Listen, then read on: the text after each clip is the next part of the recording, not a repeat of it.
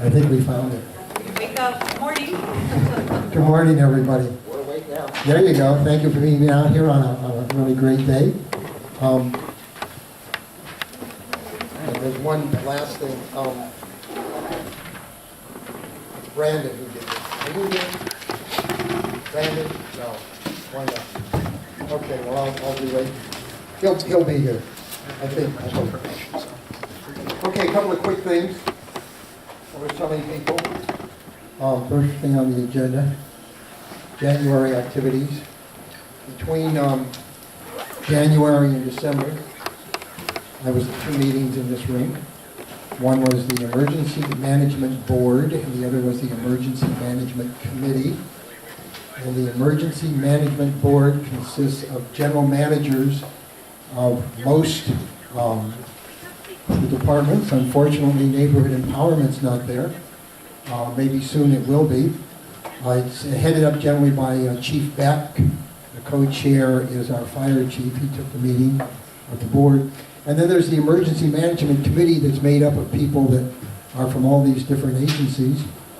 And it's absolutely amazing what you learn about the city and their emergency preparedness and what they're doing when you come to these meetings that we didn't know about. So I'm going to try and keep coming to them. Anybody who would like to volunteer to come, let me know. They are now posting the agendas on ENS. For whatever reason, they weren't before, but if you sign up for ENS now, you will get their agendas. The board meets every other month at 1 o'clock here, and the committee meets at a very convenient hour every month, 9 o'clock here. Convenient for them because then they all go to their offices. Not so convenient. And the board is Brown acted, so they do have public comment. The committee is not Brown acted, but they are doing their agendas. And I'm finding out all kinds of things about the city and what their preparedness is and what they're doing. And when Aram comes back in and he gets started, Aram Sahakian, who is the general manager here, he'll tell you his thoughts of why it's so important that we and you're just representatives of neighborhood councils, but all the neighborhood councils get involved in some of this stuff and integrated into this stuff. It's absolutely amazing what they've got and what they can do. And they can help us. I was just telling Gracie that there's actually a non-profit that is an official thing, and it's the liaison between emergency management and the business community. And wouldn't it be wonderful we had somebody who could help us reach out to the business community with regards to our neighborhood councils and activities and things like that. And so, who knew? You know, you meet a guy, you talk to him, you ask for his card, what is he doing? You find out. So I'm really excited about a lot of that. It's really, really great. And I'm so glad that we're welcome here as we are each month. It's really something. And that leads me very briefly, Glenn? On the committees. That microphone so you get recorded, or speak really loud because you're close. Yeah, when it turns red, you're on. I'm on, okay. Thank you. So you can just, so that everyone knows, they can subscribe to the meeting notices through early notification service for these, I believe both entities, at least one of them. And also what comes with that is their minutes, and my question to you is, in looking at those minutes, now that you've been to the meeting, do they seem to comprehensively include what is presented at the meetings? Because I have looked at the minutes and it's like it's a 10-minute meeting or 20-minute meeting. No. They do not. They say that so-and-so did a report on such and such, okay? And if you really want to know what it is, you've got to be here. They talk about, what is that contract, that mass contract, that big emergency, the two... Well, we have quite a few of them. No, but I mean the one they're working, just the name of it. The mega contract. The mega contract. You'll see something in the minutes concerning a report on the mega contract, which I found out is they've contracted with 2 agencies for right now.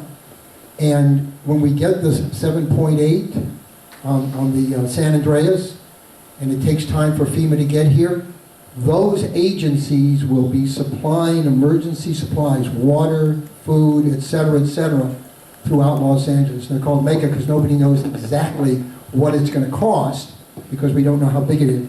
But these are outside agencies that will be helping. And you've got to come to these meetings to actually hear the report of what it is. I was just amazed when I found out about it and listened to it. They had a little presentation and such. So that's the kind of thing. No, the minutes don't reflect the actual report. You've got to be here and listen to it. They've got a bunch of subcommittees.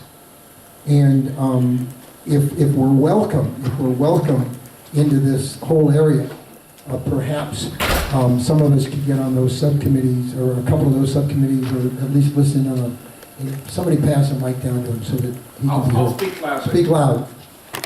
And please, again, where can we find this information, the exact address? Oh, okay. What you do is you go to the city site, you go to the city, on lacity.org, and is it city clerk or is it notices? I can't remember. You can go to the emergency management department. No. You can actually get them off the ENS now. Well, you can also get them through the EMD website. Okay. We post them.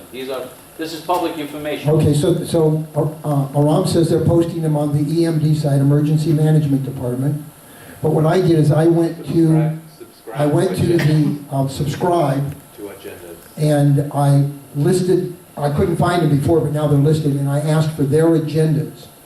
So now I'm getting their agendas sent to me via the ENS, and you can subscribe to that. You go to lacity.org, go to the thing on the right as you're looking at it that says government or whatever it is. It's not real intuitive. Here's what we'll do. We have a sign-up list. Please make sure your email address is on there. We'll give you the information and the link exactly how to get there, and then you'll send that information out to everybody in this room. Thank you. And it's a real education to understand that the city really does have a plan. As a matter of fact, they've got multiple plans. It's a real education to know that, but it's a shame that we didn't know that and don't know how to be part of it. That's it. And I won't go through all of Brandon's report. Maybe I'll ask Brandon if I can bring this up. I know it's he's with the Budget Advocates, and he interviewed a couple of departments. He interviewed this department. I know he talked to Aram. And it has to do with the sorry state of this place right here because of lack of funding. And it's very important that I think that neighborhood councils, I know that Gracie has put some stuff into her budget, and it's very important that we try and get behind a push to get things done here. I'll tell you one thing they don't have, and Aram can correct me if I'm wrong. They don't have a 24/7 person assigned to this location, okay? This is where everybody comes in an emergency. Things have got to be open, they've got to be up and running, the lights have got to be on. They do not have budgeted a 24/7 person for this facility because they can't afford it, okay? That's the kind of thing that we need to push. So I'll ask him if I can send his report out. If I can, I'll get it out to everybody. Bob, grab the mic, you're way back there, then we're going to get started. Hello? If the red light's on, it's on. No, on the side of it, there's a switch. Use this? Just talking to them. Hi. I have been talking to our budget advocate down in the harbor area, Danielle, and pointed out exactly some of the stuff that you've been saying the last few meetings, that there's inadequate budgeting for this organization. There's also a total lack of budgeting for doing the right kind of outreach through neighborhood councils and neighborhood watches. And it would be a relatively small part, like 1/1000th of the annual city budget. So what I learned from Rafe Sonnenschein the other night is we should be starting pushing for this to be in the budget, not this year, but the year after. And we need to start talking about this. Gracie, remind me of his name, Deputy Mayor, whose name starts with a Z, Whose name starts with a Z? isn't it? Jeff? Are you talking about Jeff? No, I'm talking about Deputy Mayor, Yeah. whose budget. Oh, budget, Matt Zabo. Thank you, Matt Zabo. That's the person to reach with regards to, because the mayor's budget still hasn't been presented, and things can still be in. We need it this year, Bob. That's the problem.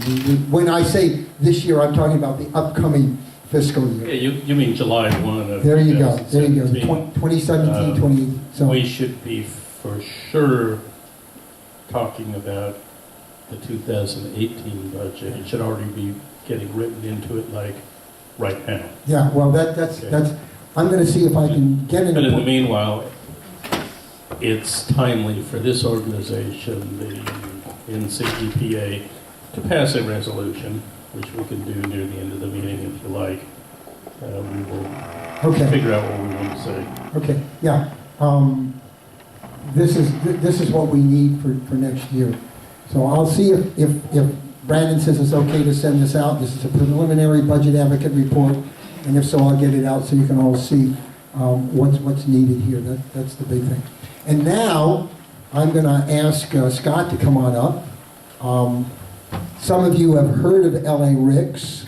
There's been some real controversies and some real misinformation about it, and I'm not going to get into that controversy and misinformation. Nor am I. Scott is a deputy chief. We just call it chief. Chief, okay, chief, because the sheriff is not a chief, he is a sheriff. That's the difference with LAPD. As a matter of fact, I go back to when it was LASO, Los Angeles Sheriff's Office. It's now Los Angeles Sheriff's Department. And I can't remember when it was changed, but I remember that too. But Scott, unfortunately, is going to be retiring from the county after 39 years. So somebody else is going to have to take over. But LA Ricks is something he's going to explain to us and tell you what it is, why it's important, what it means to emergency communication in the city of Los Angeles. Okay. Really, there's nothing, but Yeah, I know. if I had a beer, I could do some singing too. That's all right. Yeah, thank you for that, Lenny. As he said, I have 39 years with the Sheriff's Department. I'm currently the chief in charge of our Special Operations Division, which is responsible for emergency management and counterterrorism and a few other things. But in my career, I spent a lot of time in the communications section, so I was able to see LA Ricks grow up and become what it has become today. As a matter of fact, I am retiring March 26, and 16 hours later, I start my new career as the executive director of LA Ricks. So I'm biased, and I'm very passionate about the LA Ricks project because it's going to benefit all of you sitting here, and I want to see it to fruition. I want to see it fully completed. And I thank you for what you do in your communities and for what you learn here and take back to your communities, and from what you learn in your communities and bring here to better educate us in how we can respond to your needs, especially during an emergency or disaster. So there's really different pieces to LA Ricks, and as Lenny indicated, there has been some misinformation and there has been some political issues, but putting that all aside, it's a data and a voice radio system for all of the county, and for anyone who wants to become a member of LA Ricks. And I'll detail that in just a minute. But I want to talk about interoperability, introduce you to interoperability a little bit. There's different levels of interoperability, and for those of us who work public safety, you know, we've seen it all.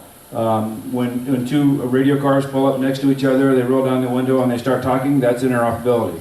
When they meet at a crime scene and they give directions to someone to go do something, you know, that's interoperability. Same with the fire department.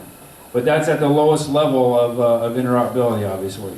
You know, the next level of interoperability would be that they meet and they exchange portable radios. Here, have my portable radio and I take your portable radio. You go take one corner, I go take another corner, and now we can talk to each other, but we're using other people's radio system. The next level of interoperability is simply, I have your channel, your frequency in my car or my fire truck or my ambulance in my vehicle, and I can turn to that channel and I can talk to you. And then the next and best level of interoperability is everyone's on the same system, so that you're all working on the same frequencies. You're not having to ask permission to talk to each other on shared frequencies, and you have policies and procedures in place. So when there's an emergency, you just simply all know what you're supposed to do, and you can change that frequency and be interoperable. You know, where is it important or why is it important? You know, if you look back at 9/11, When the towers collapsed, there was a lot of confusion. There was no interoperability between the fire department and the police department at the time, and we lost lives. We lost public safety lives, and we lost lives of the public. So it's important to know a little bit about the levels of interoperability. And law enforcement today has those various levels of interoperability. You know, there's 88 cities in Los Angeles County. About half of them have their own police department, and about half of them we police under contract. And in my 39 years on the Sheriff's Department, I've never talked to another law enforcement agency on my Sheriff's radio. So doesn't mean it can't happen, it just means that it didn't happen. And there's ways to make it happen, but it involves training and it involves systems. As an example, I don't know how many people saw this back in September of last year, but a sheriff's helicopter picked up a LoJack signal on a car that had been stolen. And the sheriff's helicopter tracked and found that car. At about the same time, the suspect, unbeknownst to he did not know the sheriff's helicopter was there. So unbeknownst to him, he's being watched by the sheriff's department. He jumps out of his car with a handgun and goes over and carjacks another car and pulls a lady out of the car and jumps in the car. Meanwhile, the sheriff's helicopter, of course, is calling sheriff's units over. They finally come over behind him as he's driving away. They try and pull him over. He's not going to stop. He gets on the freeway. That lasts for a little while. He gets on the freeway. CHP takes over the pursuit on the freeway, which is very common. He gets off the freeway in the area of Downey. He's driving around in Downey, continuing to be in pursuit. CHP hits him, so he spins out and crashes into a car that had pulled over because the pursuit was coming up behind it, unfortunate for them. And he jumps out of the car and fires at the helicopter, runs down the street, and runs into a Chris and Pitts restaurant. Did anybody happen to see that on TV? Yeah. It was on, almost all of that was on TV. So immediately, that Chris and Pitts restaurant was surrounded by Highway Patrol, sheriffs, and Downey Police Department, none of which could talk to each other. And what's the most important thing at that particular moment for them to be saying to each other? Suspect's description. You know, male, whatever, green shirt, blue jeans, red tennis shoes. And we want that suspect description, because if I were him, I would have ran in, taken off my coat, thrown down my gun, grabbed somebody else's coat that was on the chair, because everyone was running out of that place. And I would have put it on me, and I would have run out screaming, right? So that nobody would know that I was the suspect. Well, he didn't do that. He stayed inside there, and ultimately it was a SWAT call-out, obviously. And ultimately, he held 5 hostages in there, and he ultimately lost his life by not giving up the hostages and not giving up. So my point is, we did not have immediate interoperability. And it was technically possible to do that, but because of some changed frequencies and some training issues, it just didn't happen. Where LA-RICS is going to bring the ability for every agency here to be on that same system. So if you have training, like I said before, and policies and procedures in place, then all in an immediate type of emergency situation where you have multiple law enforcement agencies, multiple fire, multiple EMS, whatever the case may be, arriving at the same location right now for an immediate emergency, you automatically turn to a tactical channel that's already been predetermined. And you're all talking to each other within seconds. So that's what LA-RICS is going to bring. LA-RICS is going to bring data and voice. And LA-RICS is not a county department. The county is taking most of the lead. It's governed by a Joint Powers Authority. In 2008, a bunch of attorneys got in a room. There was 38 attorneys that got in a room from the various cities and the various areas. And not to say anything bad about attorneys, but when you put 38 attorneys in a room and you ask them to work together and come out with a final document, normally it's about an average of about a year per attorney. And this time it happened faster than that. And they came out of there with bylaws and the governance for LA-RICS. They created a Joint Powers Authority. The Joint Powers Authority hired an executive director and an assistant executive director at the time. And they formed an operations committee, and they formed a technical committee. The technical committee was led by a fire chief from LA City. They built the requirements for the RFP for LA-RICS for the voice and data network. And the operations committee started looking at policies and procedures. And they ultimately issued a couple procurements. And the vendor won, obviously, the procurements. And they ultimately built a broadband data network, which is done, but can be expanded. And they're now just starting construction on a land mobile radio. So let's talk about the data network for just a second. The data network is an LTE broadband data network, just like your AT&T, just like your Verizon, except it's only for public safety. Nobody else can use that network except public safety. I remember the Chatsworth train crash many, many years ago. We had people on the train that wanted to use their phone. You had media show up that wanted to use their phone. You had first responders that had, commercial carriers that were their data network, and it saturated the network. You go to Dodger Stadium, your phone network gets saturated. You have an earthquake in San Diego, and the LA phone network gets saturated. I don't know why that works that way. But you have an earthquake somewhere, and LA seems to go down. So the point is, this is a public safety broadband data network built to public safety grade that is done here in LA County. And it only is for public safety responders, first responders, second responders, third responders. You have the ability to prioritize broadband data, LTE broadband data. So you can say all of the first responders get the highest priority, all of the second responders, which might be your public works, those kinds of people get your third or get your second priority. And my vision is I can see where I want to incorporate some of the disaster communications people, some other people that have maybe even some of the community, if there's a way to make sure that we have the ability to put them as a third priority, so to speak, and be able to get information. And at the end of this, I'm going to talk a little bit about emergency management protocol and put it all a little bit into more context or perspective. So the broadband data network is also a national initiative, and there's a whole lot of things that happen to get us that network, and there's a whole lot of things that are going to happen across this nation, so that network becomes nationwide. Los Angeles is what's called an early adopter to an initiative called FirstNet. FirstNet was created by the federal government in a law back in 2012 that basically said, sorry, I got to take a quick look here, make sure there's not a swamp call out, and we should be fine. Okay, we are part of this network where they passed this law. They're going to build a public safety network across this nation that's going to be exactly what LA-RICS is. LA-RICS was an early adopter. We have a lot of lessons learned for the rest of the nation. There's an RFP on the street right now by the federal government, and it's called FirstNet is the initiative. And when this response comes back by a vendor, they're going to build exactly what we built in LA, in Orange County, Riverside County, San Bernardino, the rest of California, the rest of Arizona, the rest of Nevada, the rest of Texas, across this nation. This network is going to be a public safety network on the same dedicated frequencies across the nation, so we can all use it. So when there's another Katrina, and we here in the Sheriff's Department and LAPD have to send officers, or fire or EMS or law enforcement to help under mutual aid, when they get there, they'll be able to use the exact same frequency.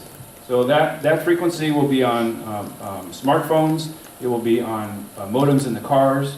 So theoretically, we could give every police officer and deputy sheriff a smartphone that has this private broadband network on it here in Los Angeles, and they could go anywhere else in the nation and turn that on and link back up into the network.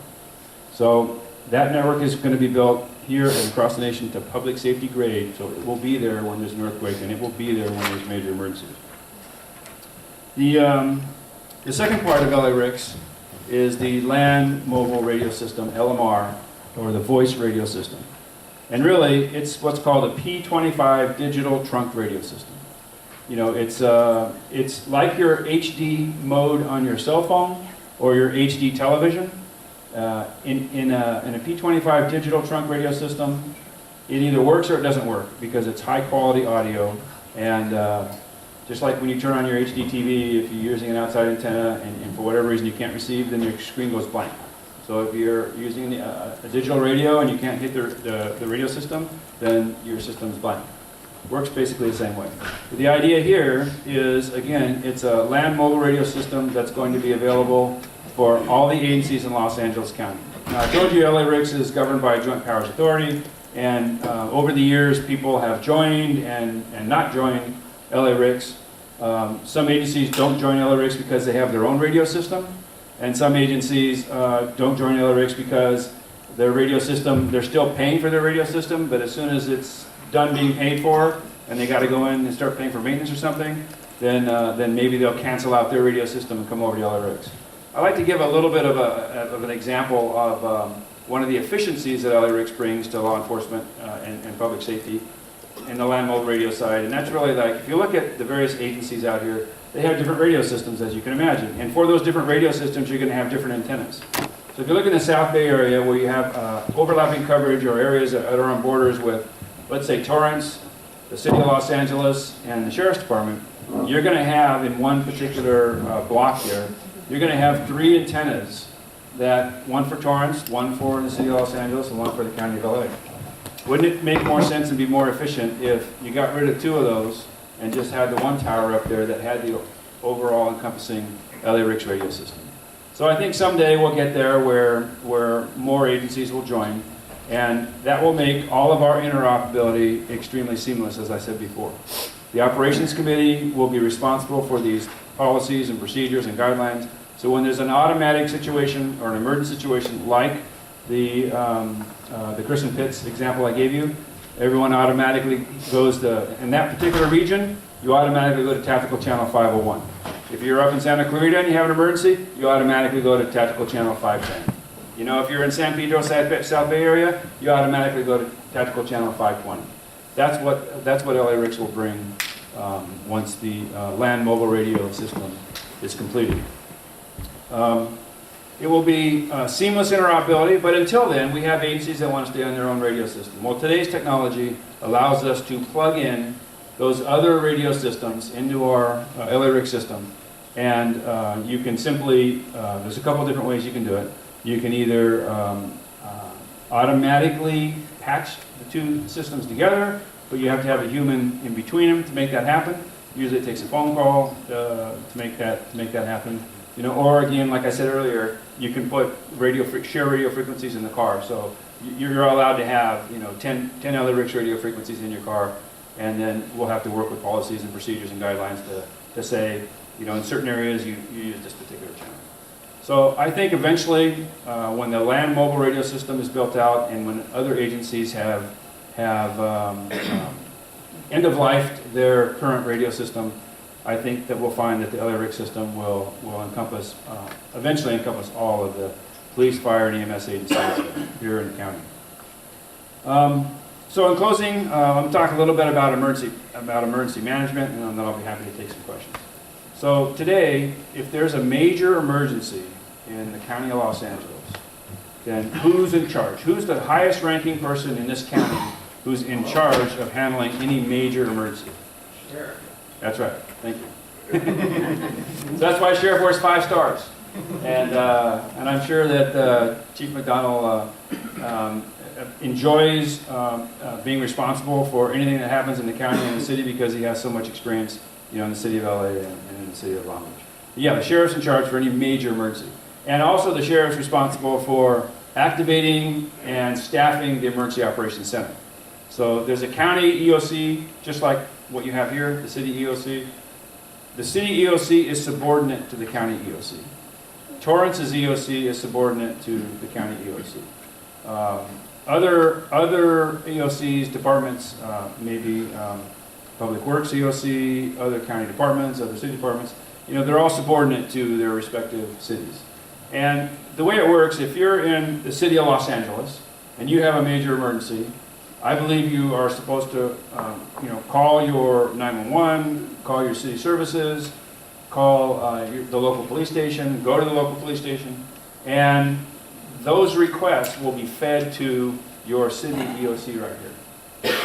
The city EOC will feed the information up to the county EOC. Because one thing that's important to know is we need to prioritize our response to this county. There's not unlimited resources here. And we need to prioritize our response to the community based on the community's needs.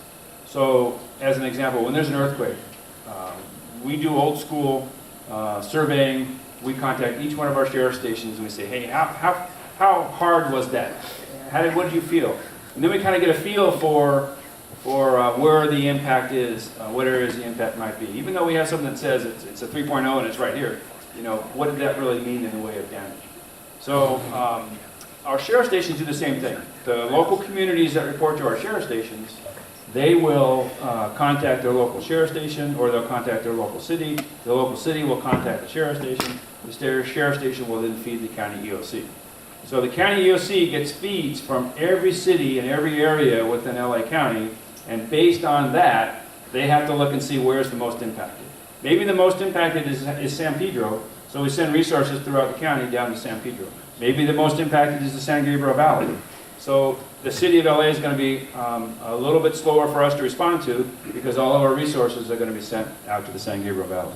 I remember back in the Whittier earthquake, I lived in Long Beach at the time, and it knocked me out of my bed. And I was in Long Beach, and it happened in Whittier. And I remember that the county, the city, or rather the sheriffs, did their survey, and the only city that was not accounted for was Whittier. Whittier had not responded, and back then we didn't have a lot of technology we have today. So that's how we knew pretty quick that the biggest impact was in the Whittier area. So that's really how emergency management works. It's not like the city gets everything, the county gets everything, Torrance gets everything, Long Beach gets everything. We look at the big picture, and then we make sure that we have the ability to send the resources where they need to be. And that's what the LTE network is going to do for us. The broadband data network is going to allow the police officer, the firefighter, the EMS to report back to their agency, who can then report to the emergency operations centers what they're seeing out in the community, and we'll be able to direct them where we need them to go through that same network. If we're using commercial carrier, then we're competing with everyone else, right? And there's plenty of bandwidth. We'll be able to include video, voiceover, push-to-talk kind of stuff over, but not mission critical, not replacing your voice radio system. We'll be able to, we'll have a network in place that will allow us the opportunity to stay connected with the community. And obviously that's what's important to the Sheriff's Department, that's what's important to LAPD, and that's how we'll manage a major emergency and ensure that we can get you the resources in priority order. So with that, I'll take any questions. Yes, sir. How many years do you think it's going to take to become fully operational? So the data network is done, and it covers most of the populated areas here in Los Angeles County, but it can get better. And LA-RICS is looking at ways to allow, by the way, the question was, when will it be done? LA-RICS is looking at ways to provide commercial carrier and this public safety network to police and fire with basically, one installation or one bill. And so as you're going through the area, you'll roam in and out of coverage. So you may not always have the coverage that you want from here if you're up in a mountain, but when you're in mostly populated areas, you're going to have the coverage. We'd like to expand that, and so over time, I'm sure just like commercial carriers add towers, we'll be adding more towers to make LA-RICS even better. And on the voice side, construction started now. It's supposed to be done by the end of 2018. We anticipate we're well off funded-wise. The federal grants have really helped get us to where we need to be, and the county's thrown in some money, and some membership's thrown in some money, so we're looking really good. So by 2018, in 2018, we should look really good for voice and better for data. And early or late part of 2018? Well, I'll say, since I'm quoting a year, I'll say late 2018. Sorry, there's a mic, so it's, Okay. please. Then we'll work our way back with the mic, so go ahead. Okay, I think these are really brief. One is if you're going, I'll repeat your question. okay, you're going from one of the areas, you mentioned 501, 512, whatever, to another, a lot of these freeway pursuits, go long distances. How does that work? And the second question is, for the city of LA, San Fernando Valley has 34 out of the city's 96 neighbor councils. And I'm only aware of the Lost Hills Sheriff Station that's in the proximity of the valley. Yeah. And so is everything, for example, because there's not, it's City of LA, LAPD, so is everything going to, say, a station like that? Or, how does that work for the City of LA? Because that's what we're... So, if I understand your question, I'll answer it two ways to make sure I got you covered.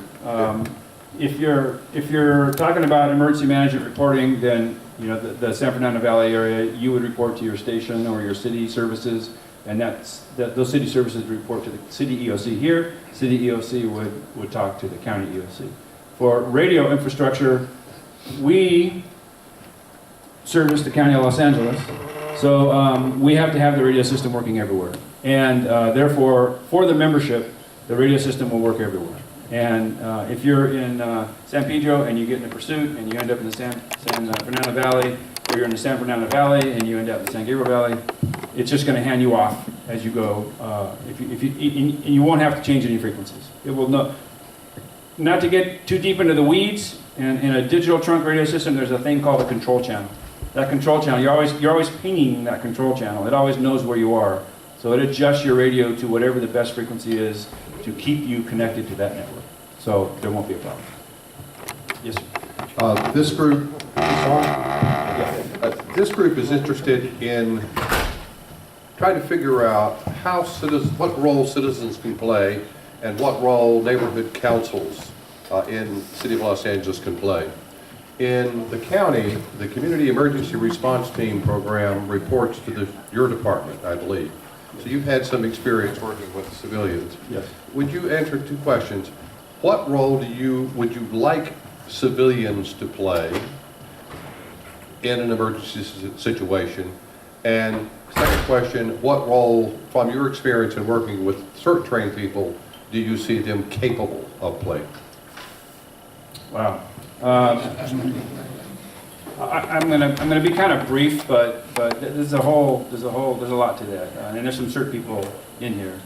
CERT, in my opinion, CERT is a higher level of citizen involvement, professional staff, professional civilians that benefit us as an extension of our own public safety. So I would like to see neighborhood councils, CERT, those kinds of things, have a great relationship with that local sheriff station or that local police station that they're supposed to report to in the emergency management protocol. And have ways from their CERT or neighborhood council leadership, have ways for people to get information to them, or ways that they get the information straight to that local police station. Does that help? So more as a conduit for damage assessment. Absolutely. But is that it? No, that's not it. From there, now we need volunteers to help us maybe with some traffic control. Now we need volunteers to help us feed where we might have some looting going on. So you're a professional set and a more reliable set of eyes and ears. You're also a resource for some of the things that we might not be able to do, and helping your communities get prepared for emergency situations. Anybody from CERT want to add anything to that? Let's go in the back there. Well, in the fire department, we rely on our auxiliary communication service to communicate between the city and our volunteers. Okay. Our auxiliary communication service supplies our communication between the city and our volunteers. He's saying their auxiliary communication service, that's the city, or are you talking about ham radio operators? They're ham radios, city Sure. volunteers. So, yeah, and I didn't mention that, but, the county disaster communication service, the CERT ham radio operators, those are all an additional resource that can home back to their local ham radio infrastructure or their local ham radio leadership.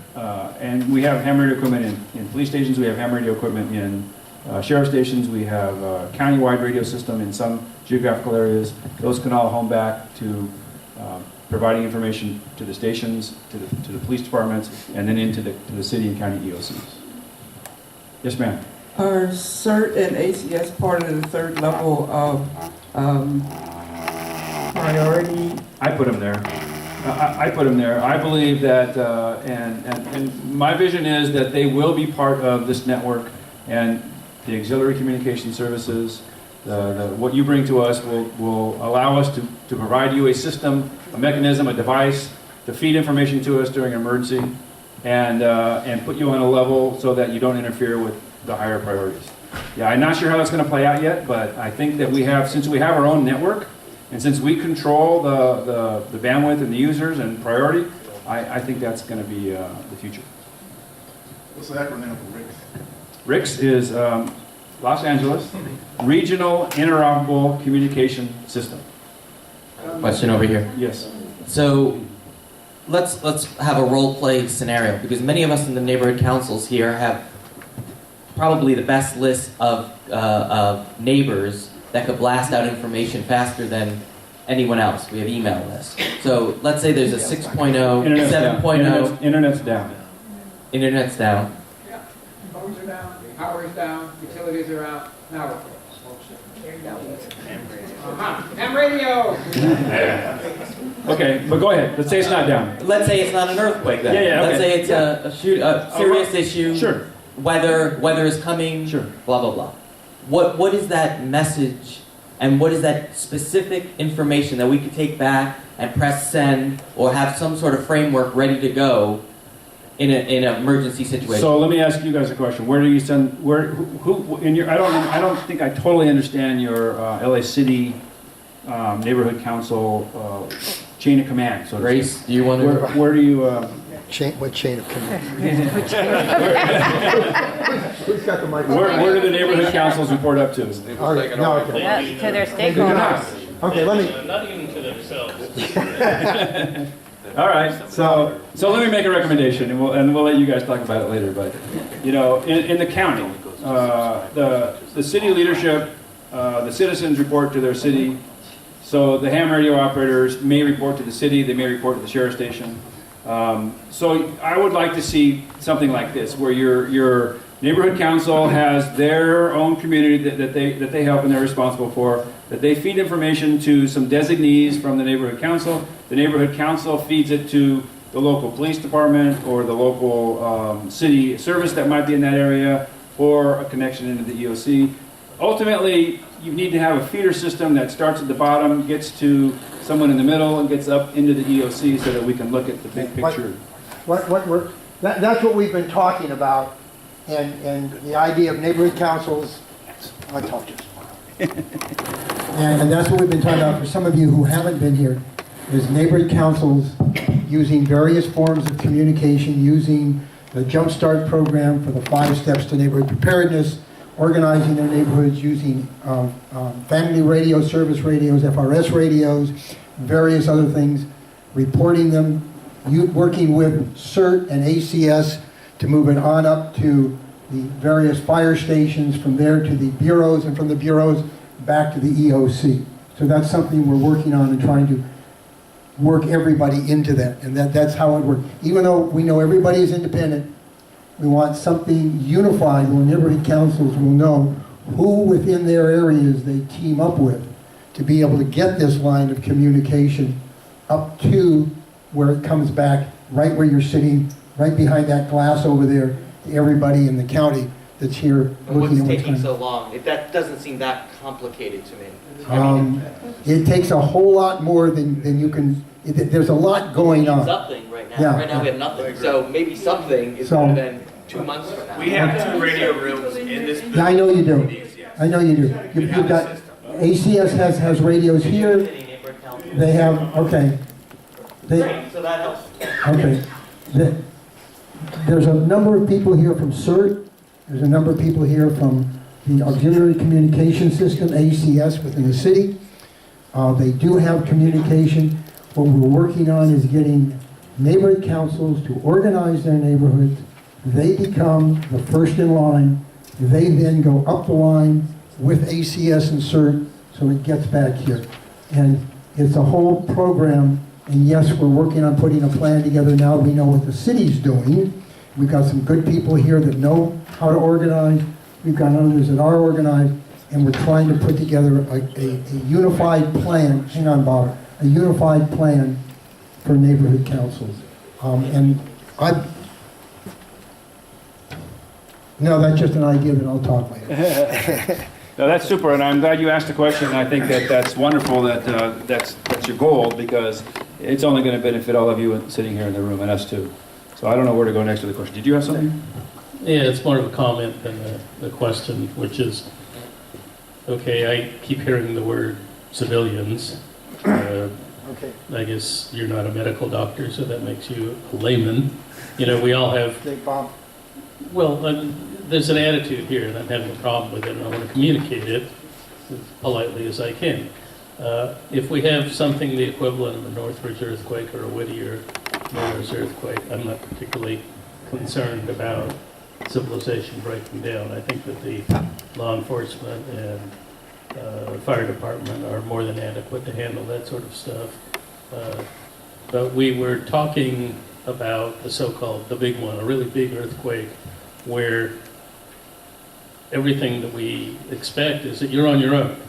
Down in San Pedro, we don't have a lot of LAPD. There's 6 LAPD officers available in the entire district on an ordinary evening, you know, and they got to handle the shootings, the stabbings. You never see them. Okay, in a big earthquake, telephone lines down, the internet's down, water's down, electricity's down. You're on your own. And so therefore, the function of this organization was to look at how come we don't have a kind of a culture and a knowledge and a system right down there at the neighborhood level where people on my block will know what to do and will have a plan. And everybody will know who to call when you get to the Red Cross shelter. So, I mean, that's kind of what I'm about here, and I think there's a lot of people here who are about that. I'm not particularly concerned about the fact that law enforcement can talk to law enforcement. I'm concerned that we need to know what to do at the house level and the block level. And I think that what will ultimately come out of this is a sort of a citywide, at least for LA, organization that is parallel with and linked into neighborhood councils and neighborhood watch. But ultimately, we got to somehow get to somewhere between 2 and 4 million people and communicate to them. Let me ask you a quick question with regard to this EOC should be able to communicate through LA RICS. Oh, yeah. So that's how that all ties together, because everything we do is going to come here one way or another, and everything that comes out of here will come back down to us via the lines of communication. So, now, about 5 minutes, we're going to wrap this up. So let me ask a question. Have you guys actively included Los Angeles City emergency planners in your effort to get the public to feed information out? We have had all of the major departments come and talk to us. Okay. I have been coming just recently to the Emergency Management Board meetings here, and either I'll continue to or somebody will. And the hope is that from this group, some 1 or 2 or 3 or 4 people will say, hi, we will monitor the meetings. And hopefully, I'd like to get the Department of Neighborhood Empowerment as part of the Emergency Management Board, because of 1,800 volunteers that are out there across the city that can help organize their neighborhoods and feed information up and take information back. That's my... Okay, great. So everything you guys are talking about is what you need, and you're doing the right thing. It's unfortunate that everything takes so much time. I manage, my division's responsible for emergency management and disaster planning and tactical planning and all that. So Lenny, you can reach out to me at any time, and I'll give you guys some sheriff's people to help, as well as starting at the roots level with the community, getting stuff up. They'll be more than happy to help, because it's part of the County of Los Angeles. And ultimately, it's the County of Los Angeles EOC that needs this information. So if we can help, I'm throwing that out there. But I'm glad you're asking those questions, and it's the community involvement that we have to have. And you folks in the Emergency Management Council and the Neighborhood Watches, you're a level above, and you're the people that we really need to help organize those areas and get the information from those other people. Yes, sir. Yeah, happy to be Neighborhood Council also on ACS. But what I have not found much hardening of the repeater sites. I did a grand jury report more than 10 years ago dealing with the LA RICS, but in case if you generators run out of gas, batteries go down, it seems to me a lot of stuff goes out, and it's not just the 700, 800 milliamp systems, it's also the fact that CERT and ACS also rely on repeaters to a certain extent. Yes. How do we harden the LA RICS repeaters, whether up in the mountains or wherever they are, so basically they're not going to be affected by an earthquake or whatever? That's being done. Construction is taking place now on the land mobile radio system, and either existing sites are being hardened or existing sites are being replaced. And they're being built to what's called public safety grade, and that's a definition that is out there created by what's called the Public Safety Advisory Committee. Everything's built to public safety grade, so it will have a certain duration for generators, a certain duration for earthquakes, not earthquakes, I mean a certain seismic size for earthquakes, and a fallback system built into it so that if we lose this repeater, like we've lost in fires before, it falls back to other parts of the network. So that has been addressed. All of the LTE broadband stuff that's out there was built to public safety grade. So those issues do not exist. What I see in the future is as we finish off land mobile radio and as we finish off the data network, there's going to be space left on those towers.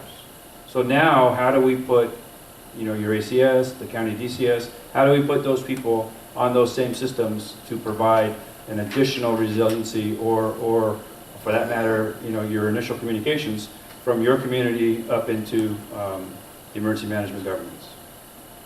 We're going to take one more question. Way back over here. I haven't gotten to this side of the house yet.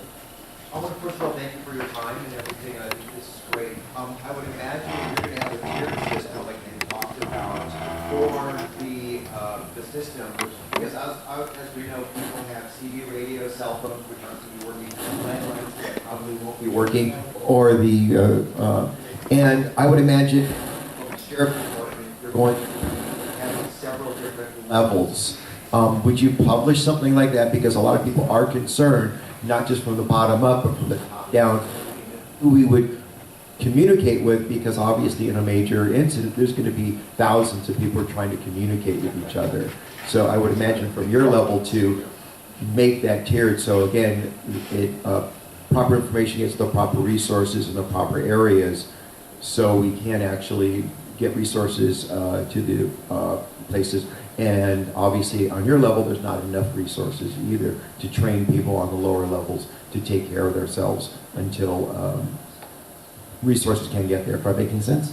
I didn't quite figure out the question in that though. You're going to make the tier levels so we know who to communicate with, because there's going to be too many people on too many different systems who are going to try and communicate with the top. You being John Q. Public? Everyone, all around, because we got John Q. Public, we got CERT people, we got Map Your Neighborhood people, we got Neighbor Count. They're all different systems and all different ways of communication. Like I say, there's ham radios, there's CB, there's walkie-talkies. So I'm just curious that on your end, you should, or maybe make a suggestion to prioritize so you know at the top how people are going to communicate with each other and to you, instead of us discussing on ourselves. Okay. It should come from you, is what I'm saying. Okay, I think I understand that. So, that's something from our emergency management planners. It's not an LA Ricks thing per se. That's just a county emergency management governance that I'll take back. That's a good thought. So basically, I'm pushing out, recognizing different forms of communication and making recommendations on where that should go. Okay, got it. Thank you, exactly. And I can stay here all day long. One more question. All this communication is great, but if we get in touch with you and say we got a problem and everybody else is doing the same thing, what percent of the people who are going to need help when the big one hits is our emergency responders going to be able to address? Small percentage. Perfect segue. 10%, 20%? I couldn't give you a number. 30%? It depends. It just depends on the situation. Have you done any study? 10%? I'm sorry, I don't know. It's probably no more than 10%, right? It's probably around there. Okay, so we need to figure out something else to do. That's my point. Number one, I want to say thanks to Scott. I don't know if he's heading back for Orange County for luncheon at 11:30. Yeah, I don't know if I'm going to make it. Oh, yeah. I got a red light to the sirens. So He's got a monthly luncheon down, and he, as I said in the thing, he's also a ham radio operator. and a ham. And that's part of our group. That's the southern part of our group that's having it. And if you want to see an interoperable system, we've got one that's absolutely amazing. We surpass law enforcement and everybody else in this. That's why I'm on it. That's why you're on it, because we can communicate. It's a ham radio communication, and we've got microwave internet up to the mountaintops and things like that. But Not public safety graded. Not public safety grade, yeah, God forbid those More things move. robust. But, yeah, more robust. But I think this is important because maybe eventually there'll be some way that people can monitor the LA RIC system without being authorized to come on board, some type of one-way, single-frequency monitoring that they might think about. So wherever you are, if you've got something that can listen at that frequency or set it up, you'll be able to monitor certain things that are going on, maybe certain public safety broadcasts and things like that. Just something to think about. But to answer questions, we're going to have some more here in a minute between Aram and Gracie, who are going to talk about something that we can do, because that question about who's going to get served, if you live in a single family residence, if you live in a small community, don't expect anybody to be there to help you for somewhere between 3 and 7 days, depending on what's going on. Because the public safety people are going to go to what they call target-rich areas. You've got a large, very large condo place. You've got a place where there's a number of apartments, where there's lots of people. That's where they're going first, is where they can serve the most. The less dense areas, you're going to be left on your own for a length of time. And that's the areas we've got to worry about. So, One question about LA RICS. Yes. Is it secure or encoded so that randomly? So there's a couple things there. I'll answer that real quick, and then I want to make a closing statement. The LA RICS radio system will be totally encrypted. You won't hear a thing. However, we are looking at a frequency that we might want to dedicate to keeping the public informed. We're also looking at, what is the latest technology in keeping the public informed today? Social media, right? So we would like to see, if you no longer have the ability to monitor what's going on in the way of emergency radio traffic or public safety communications, we'd like to see the various agencies be a little more active with their social media, that you have this event going on over there, please stay away. You have this event going on over here, please come, or whatever the case may be. So there's things that need to be determined. The last thing I want to say is, and I've said this in a couple of my presentations, and I'm going to say it here again, and maybe somebody even knows the answer. Who here knows my email address? What is it? I got it, I don't know. Yeah, so because he was president of one of my other presentations. I've got it. Yeah, so what I use, and this is only good for 59 more days. Scott at LASD.org. Scott at LASheriffsDepartment.org. And it's not that I'm the only Scott out of the 18,000 of us. It's that I controlled the network for a while, so I was able to give that as my email address. So I say that because, I am responsible for emergency management in the county of Los Angeles. You're all part of the county of Los Angeles. I also don't want to take anything away from the emergency councils and the local leadership that you have. So if you have any questions from the city of LA that I can answer or that I can refer, I will be happy to take your emails for the next 59 days, and I will include Lenny, because I want to make sure that he's involved in anything that comes from the Emergency Management Council. So the Emergency Council. So if there's anything I can do, every council's rather. So if there's anything I can do, let me know. And once he leaves, I have his other email address, so I can always contact him and ask questions. There we go. Scott, thank you. Okay. All right, everyone. Okay. So now we've got some of that, and I know there's some new people here, so bear with us. The next thing is we're going to talk about some partnering with Emergency Management Department. And this is important. And the reason it's important is we've all talked about, and one of the big things, well, a lot of neighborhood councils talk about it, so-called emergency bins or emergency supply bins or what they are. And some people mistakenly think that it was the department that said you can't do that anymore.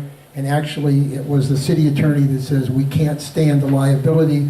Therefore, department, please tell neighborhood councils they can't do this on their own anymore.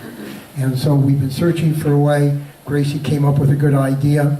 It can be expanded on. And we'll get an idea of, is there a way to team with Emergency Management Department, not only with that kind of thing, but with other emergency types of things. Because the guy right now who heads ACS, the volunteer fire chief, he's retiring. So somebody's going to have to take his place. Can we get somebody from EMD, a permanent employee, to help ACS and help coordinate things when they need it? To keep that fire station open that they use, to make sure that they get to use it and things like that. We need somebody. But we can't have anybody unless EMD can have it. And that becomes very important to us because ACS are going to be the people that we talk to. We as neighborhood council people in our neighborhoods talk to get the information to the fire station, to the Bureau, and back to this room right over here, the EOC, and then have it come back to us so that we can communicate with our neighbors. We can have it all broken down. Those of you who are here for the Topanga group, you know how they work. What we'd like to see is that same kind of organization where things are broken down into small areas because those are the easiest to control. But we have to have the communication because cell sites have 4 hours of battery. That's what they're designed for. And if they don't have an emergency generator, at the end of the 4 hours, they die. They go away. If you don't have emergency power to back up your modem for your internet, when your AC power goes out, it goes away. It's gone, okay? You've got to have some way to communicate. And we're going to figure that out, and we're going to work on that, but we've got to have help from the city. We've got to have the partnering. I'm going to ask Gracie if she can do something for us one of these days soon and help us with this emergency plan. They got some great people over there that can do a lot of good writing and bring things together very nicely. We've done some nice work, so I'm going to, what's that? Do we have an NC website Okay. I'm going to be downtown again on Tuesday, one way or another. I've got another Civic U coming. Hopefully I'll sit down to do some other work, but I'm going to try and talk about, we do have a quote website, but it's not live because we're trying to figure what to put on it. And I've asked everybody for a suggestion. What are the bullet points, what are the lead things we should have up there? And then we're going to start putting these videos up. We'll have a way to pass out information. We'll have a way to get up there and leave information and things like that. We will have that, okay? And hopefully, I think we've got a Facebook site already. I think somebody started a Facebook site. We'll have to get back to that. But yeah, we're going to have a way to do that. Now I'm going to ask Gracie to come up, and I'm going to ask Aram, and they're going to talk about a program that maybe we can get into and start helping our neighborhoods for emergency preparedness, a real help. Come on. Great, thanks. Thank you, Lynn. Good morning, everyone. Morning. Hey, thank you so much for spending your time. You know, I'm always knocked over by in terms of how much you guys put into your communities. And thank you again, not only from me, but I know from the whole city. I so super appreciate everything that you do. So really quickly, Len has given you the history of why, particularly around emergency bins and emergency prep, we've not been able to mobilize the way that we want to mobilize. And, I took this issue to Ram when he became GM of Emergency Management Department. He totally saw it immediately, how we can partner and actually make this work. And I really want to appreciate Ram for that. So what we did was we put together a multi-departmental ask in our budget for next year. And you will find this on our website. It's empowerla.org/budget proposal. And it is on page 64, 65. It's basically about 4 pages. So again, empowerla.org/budget proposal. And it kind of lays out what we were asking for. And let me see if I can zoom in on this. So the thing about it is, in order to create these partnerships, we basically need staff to work on this. And I know, some folks are like, oh, you guys, are always saying you don't have enough staff. No, we literally do not have enough staff. You've heard how EMD, in the second largest city in the country, they don't even have a 24-hour person. They're not able to be 24 hours, which makes no sense to me. But to create this for on our side, we asked for 2 staff, and on their side, they asked for 2 staff. The total is basically $192,970 for us to move forward with trying to create a system of emergency bins, working with city attorney to ensure that that is all legal. And the major issue has been, if you guys get emergency bins, who's maintaining them and the stuff inside of them, who has access to them? If you have one person with a key and there's an emergency, you know, is that guy gonna like take off with all the stuff? You know, so it's that kind of situation. And if your stuff in there, you know, we have one neighbor. If you have one neighbor council who voted for it and they put in a bunch of great stuff, it's brand new, and then like 3 years later, the new board kind of forgot about it, and like, is that stuff now, has it gone bad? What's going on in terms of any medicines they put in there or any food? So it needs someone to kind of maintain it, and Aram, you know, has said that the EMD would do that. And if EMD is willing to have that partnership, that's key. And I think at that point, city attorney is fine in terms of signing off on neighbor councils being able to actually have and purchase these emergency bins and stock them. So, so it actually requires advocacy on neighbor council's part. We can put the proposal and say this is what it takes for on the city side for us to do it. But on your side, it requires the advocacy to mayor's office. As Len told you, Matt Szabo is the deputy mayor for the budget and innovation. They have it right now, and hopefully they'll recognize the importance and put it into the budget. And if somehow they're not able to balance the budget with this proposal, then it goes to city council, and they have the opportunity to look at it again. At that point, you would advocate for the city at the city council level. But right now, it's with the budget, the mayor's office, so that's where your advocacy would be focused towards. And I'm going to turn this over to Ron right now to kind of get into some of the more the details of not only emergency bins, but like the Jumpstart program that they have, and how do we organize a cohesive program citywide. Because, as you know, right now there's a bunch of programs all over the place, county or whatever, you know, city, nonprofits, and I think that's causes some of the confusion as to why there's no cohesion in emergency prep in Los Angeles. So, Ron. Tracy, Yes, still. just one quick question on that budget. Yeah. That's strictly for staff, for you to figure things out. There's no supplies, no equipment, nothing, just staff. So right now, that's correct. It's staffing, because we have to start somewhere in terms of actually even creating the program, and we don't have existing staff to assist with helping to create that program. Once we're able to actually get the staff to iron out what the program's going to look like with you guys, then we can advocate further for if we want the city to pay for equipment or permits or issues like that. So this is for staffing. Yes, in the back. I work for Alliance-1, and we have one of those bins at our school site, and we just got the water replenished, but it's up to date with everything. So I'm also part of the emergency part of our school. But if something's already in place, can you piggyback off of what is already in place? So, just so the camera picks it up. So the question was, if there are existing bins in place, can we piggyback? Yes, definitely. And that's the thing, is to actually identify where all this stuff is. Because I know like some neighborhood councils actually were forced to give up their emergency bins, and some neighborhood councils said, hell no, we're not giving up our emergency bins. And we want to actually include existing emergency bins.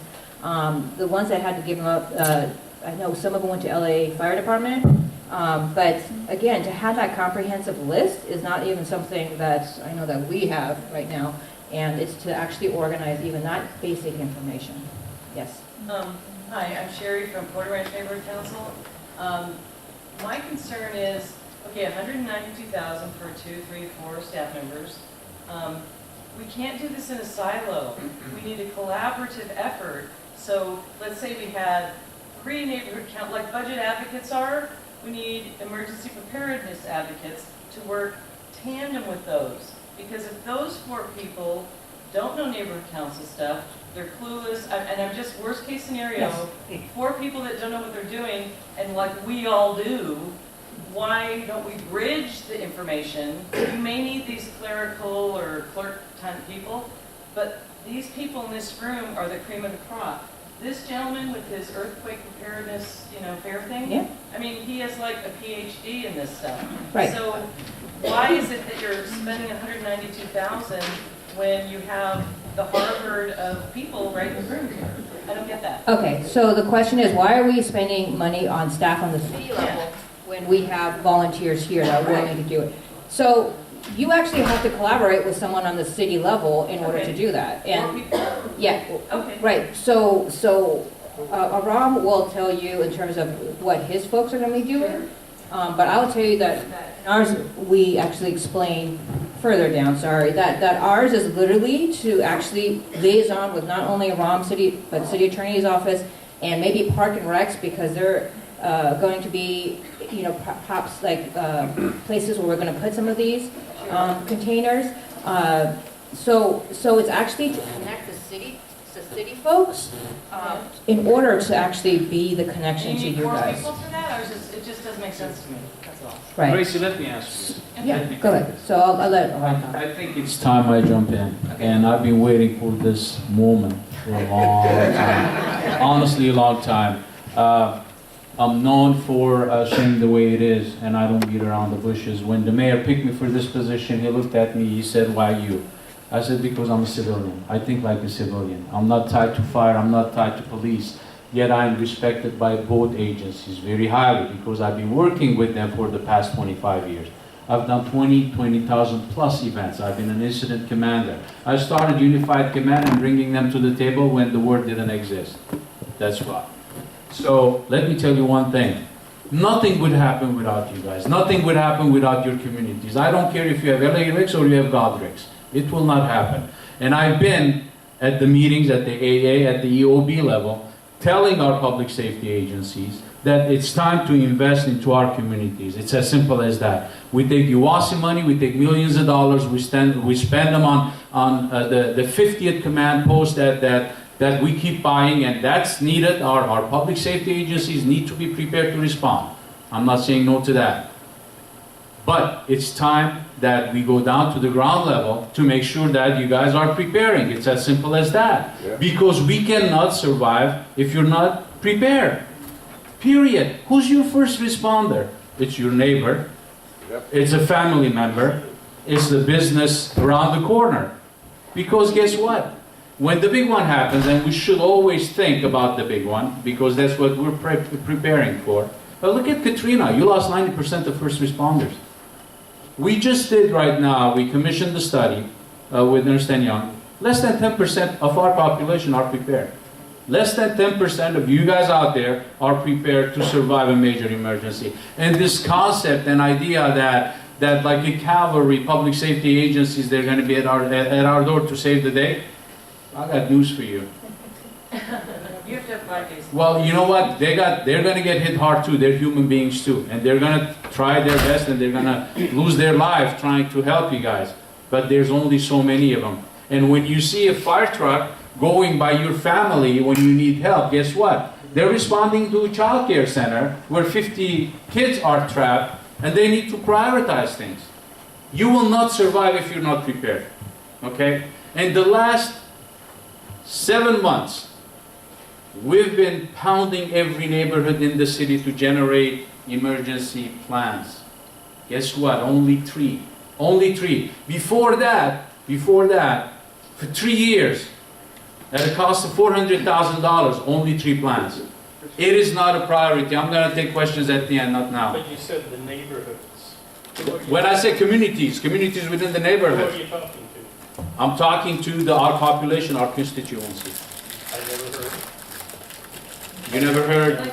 You never heard what? Like, is it a council district or? No, it's okay. Well, we're going to the council offices.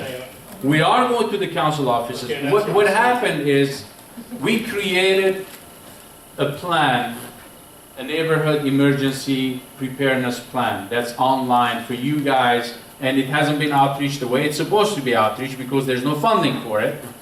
But for you guys to get online, to take a look at it, to start filling out some information, to put a plan together, but it was too complicated. So about 7-8 months ago, we redefined it. We created the Jumpstart program. It's a much easier plan form to fill out. Basically, you're preparing a simple communications plan. You're exchanging information with your neighbors, and we redefine the community. It's no longer a population of 10,000. No, it's an apartment complex. It's a business complex. It's a condominium association. So you fill out, you come up with a communications plan, exchange information, identify people with disabilities, functional needs in your neighborhood, identify who's a nurse and a doctor in your neighborhood, identify a refuge sites in your neighborhood, put this information together. That's a community plan, okay? Now, without leaders like you, that's not gonna happen. And that's why I'm so happy to see so many of you guys here, because it's gonna take you guys to initiate that. And we're knocking on doors right now. Joanne is back there and she can tell you, she works with the faith-based, right? I went to Crenshaw Christian, I talked to them about emergency and neighborhood preparedness. I haven't seen a plan yet, I have not. And unless we take it seriously and we put a plan together, we're not gonna be prepared. I can tell you that outright. So leaders like you that go back to the communities and identify the leaders to help put these plans together, and you guys work. You have to support families, right? Not everybody's a volunteer. So we're coming out there at night. We're coming out there on weekends. We are asking for additional funding for public outreach because we need to go out there and find you guys. So in turn, we can communicate with you. You guys find the leaders, and we'll work with you guys. So these 4 positions are not just doing the bins. They will maintain the bins, but also they will hit the ground. Just like canvassing, just like polling, they will knock on doors. They will sit down with the leaders of these communities, and they will start helping these communities put an emergency plan together. You call it neighborhood, you call it a community plan, you call it a business plan, whatever you want to call it. It's an emergency plan. Yes? LAFD developed a CERT program for exactly this purpose, to train people to be prepared Right. and to help prepare Right. their neighbors. Right. So the neighborhood council should be pushing CERT training so that they You're absolutely right. You're absolutely right. But so far, it has not materialized in putting neighborhood plans together. And your program will continue. Will continue. And what we're doing right now, we're working with the CERT leaders so they can assist us in preparing our population.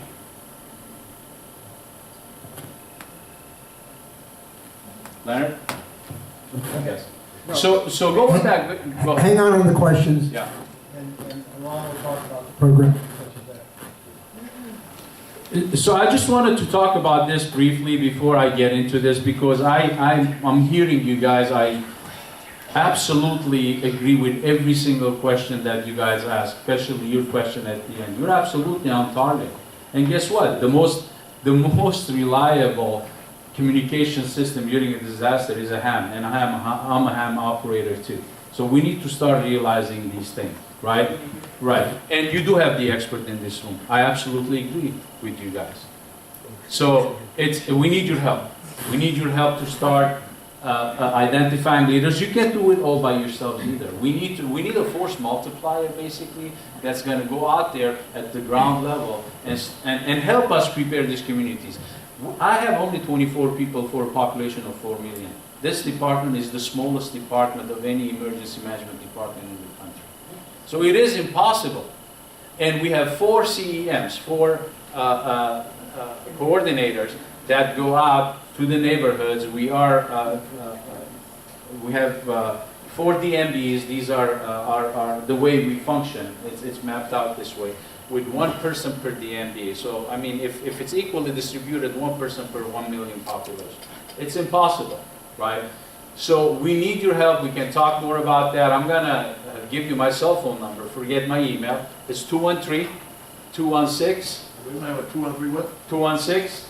216-6210. Call me directly, because again, we can't do it without you. So now, going back quickly to the BIN program, And the BIN program, yes.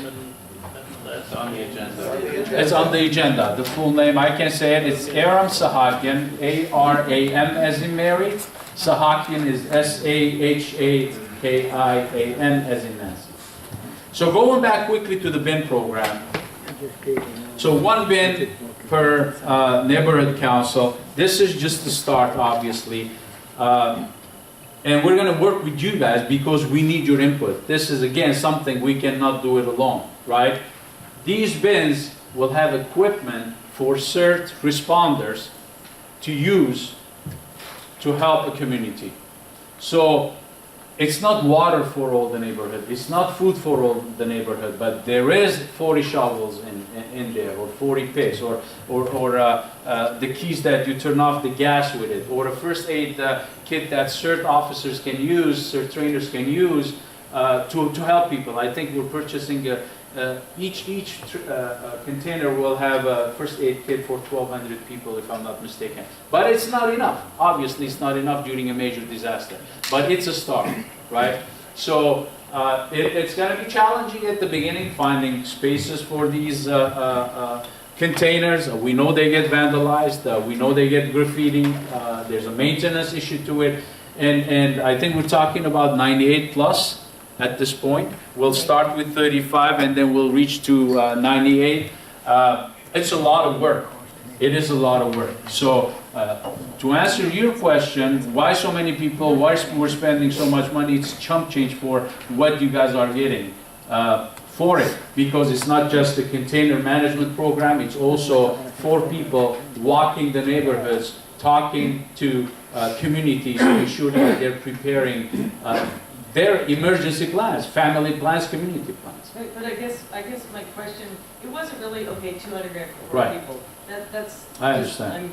I'm from, believe me, I'm from Porter Ranch. I got a real wake-up call in the last 2 years. Of course. My question is, that's nice, okay, they're emergency people, whatever, but are you going to leverage the neighborhood council people like us in this room to give more input than they have? You cannot not. You can. These four. Okay, you want me around? Yes, no, I can answer that question. Okay, We cannot not leverage your resources. We'll be dead in the water. These 4 people will be out of a job.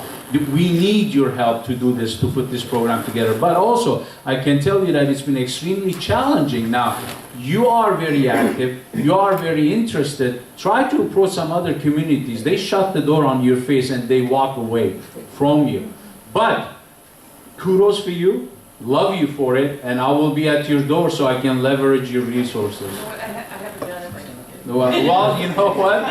Then I'll bring PD with me. I'll bring the sheriff. Yes? LAPD's CERT program is broken up into battalions. Yes. Based on the fire department. There's battalion coordinators for each battalion. We are all battalion coordinators here. Yes. We should be involved with this because it's our duty to prepare our battalion, which is made up of multiple neighborhood councils. And you will be. I was with Chief Terrazas on several occasions discussing this exact topic. You will be involved to not only you, also the community police stations, they'll be involved in it. But again, we need the involvement of the neighborhood councils also. We need the involvement of the volunteers because as CERT trainees, right, I haven't seen anybody go out and sit down with a family at night at 9 p.m. or a homeowners association during their annual meeting, tell them, let's start preparing you as a community. So if there's a major emergency, there's a major earthquake, you do have a plan to communicate, you do have a plan to help each other, you have a plan to communicate with your council office. Yeah. Which community today can communicate with their council office or their police station? No, it's at the top level. It's the public safety agencies talking to each other. Well, fine, you know, we get situational awareness from some of the residents in the city, but what if you need help as a neighborhood, as a community? How are you talking to us?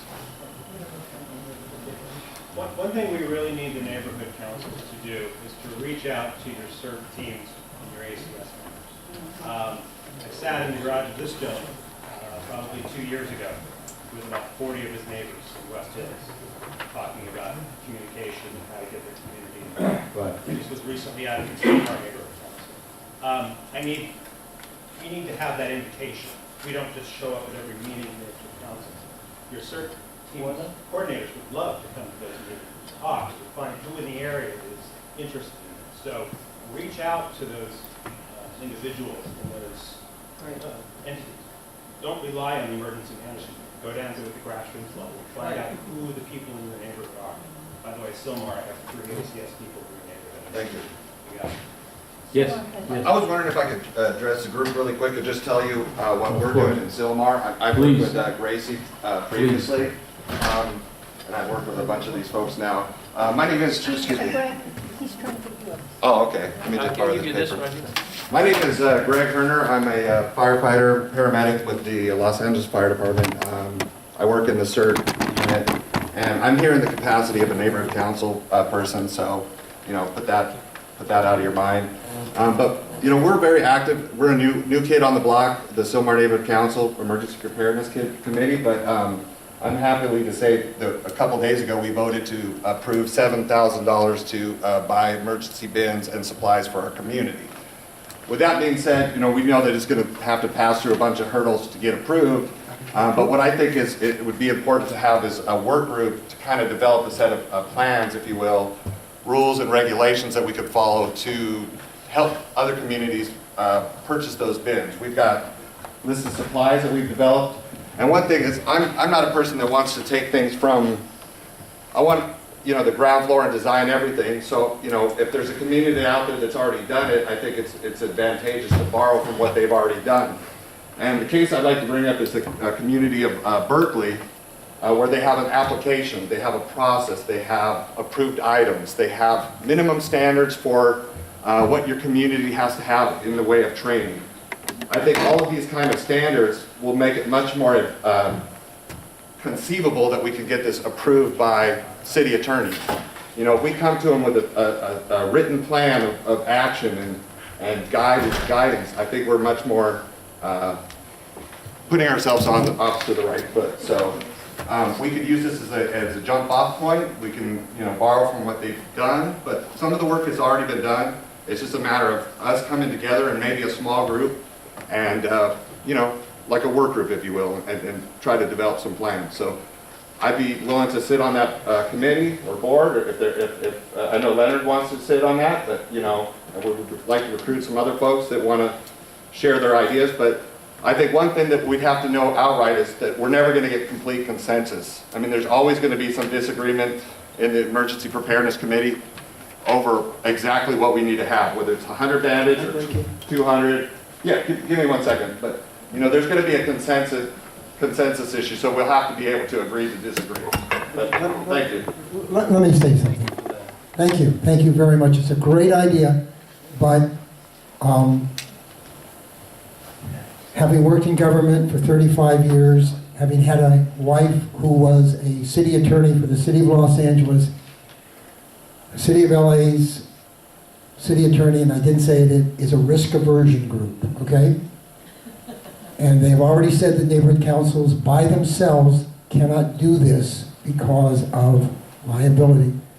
This idea was brought up by Gracie. She talked to me, and Aram has it. And here's a program that I think would pass muster, but it's going to take staff on both sides. You want to have a way to do it, all right? If a city department is overseeing this, I believe that the city attorney is much more liable to say, okay, let's do this, because no longer are you relying on, and I'll put it in quotes, volunteers, people that they have no control over, and such as that. So here's a plan, and I believe Aram's heard me say this.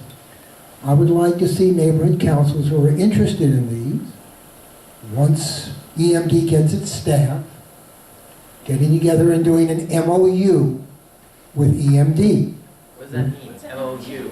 Memorandum, hang on, memorandum of understanding. Government agencies do that amongst themselves all the time. This would be, say, a 5-year MOU. And what it would do, it would be to obligate the neighborhood council, one, to purchase one of these Connex boxes.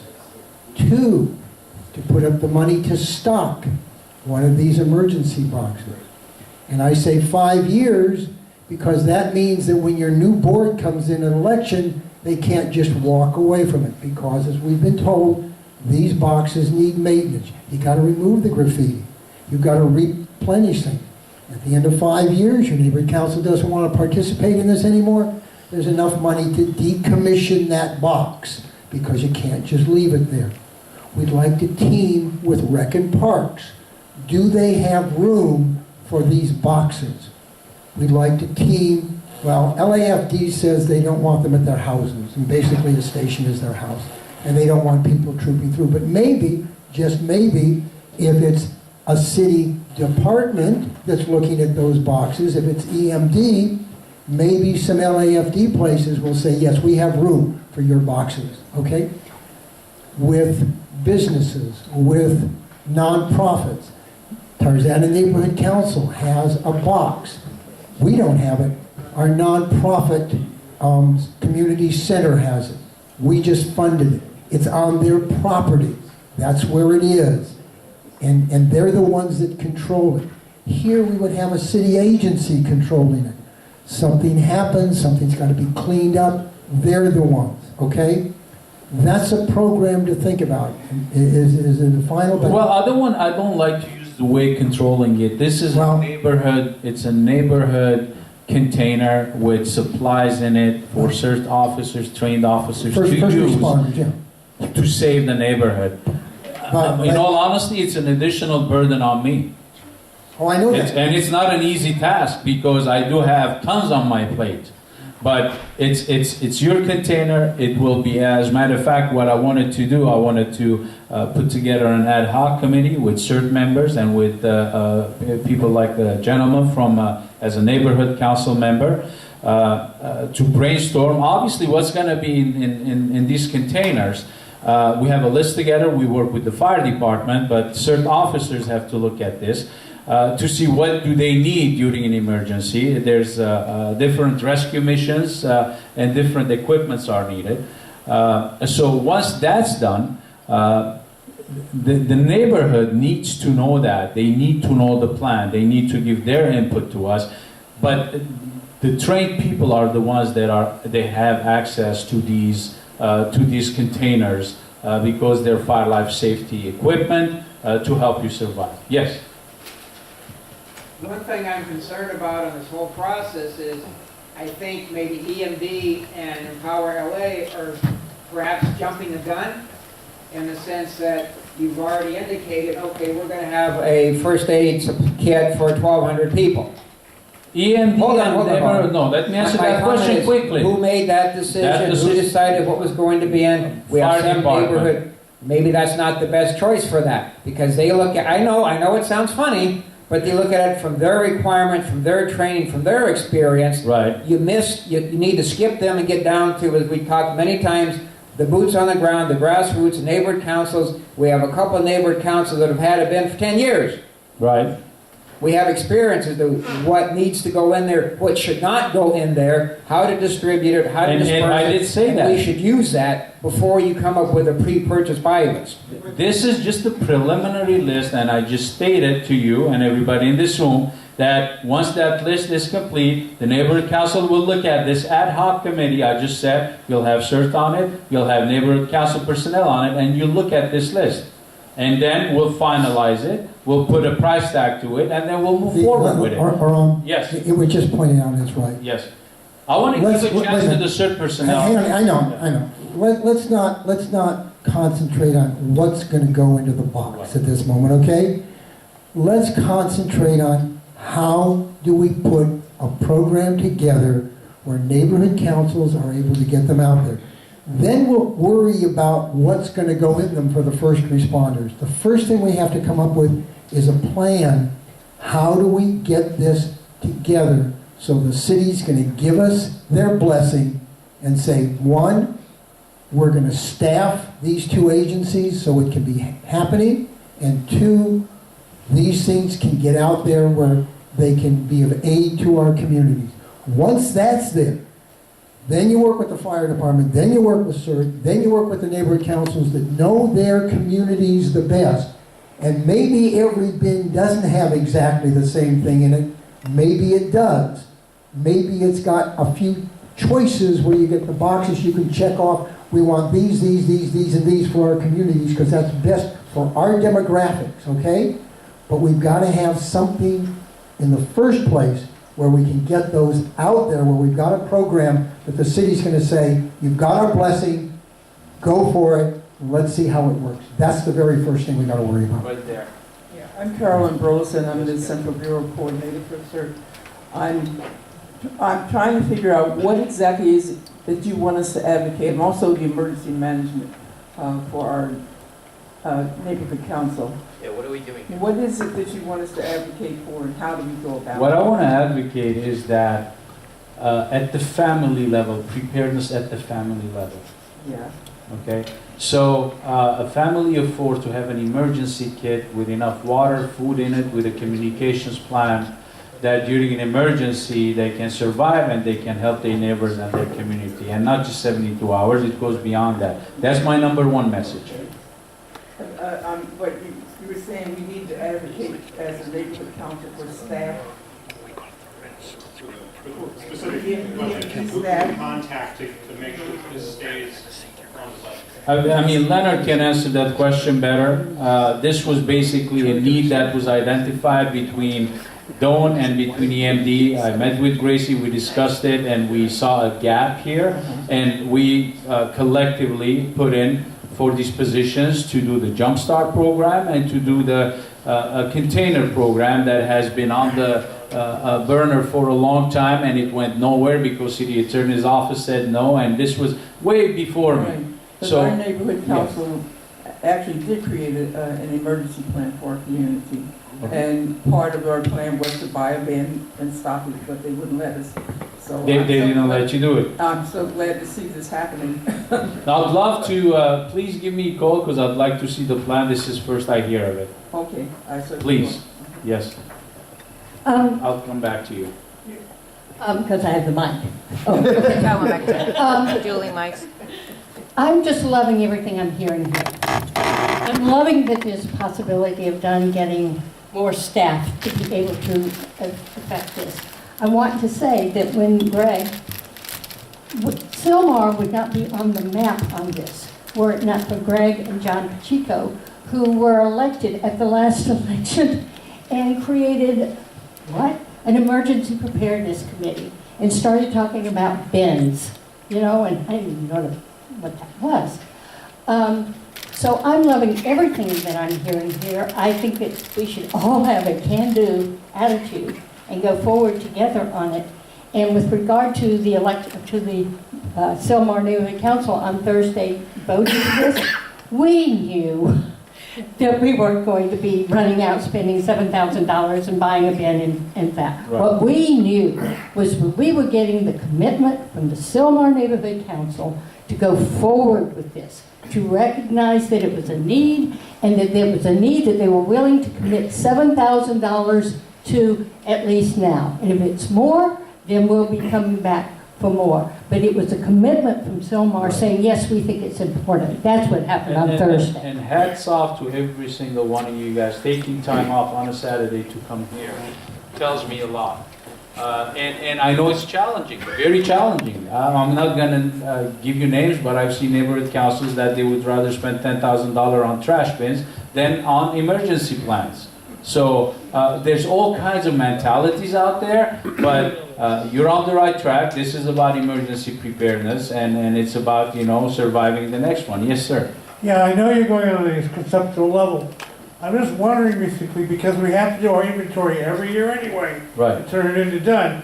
Can this basically be subsumed into that, basically, and we can do our own inventory and then just report the fact, not have to have an employee inspecting our bins?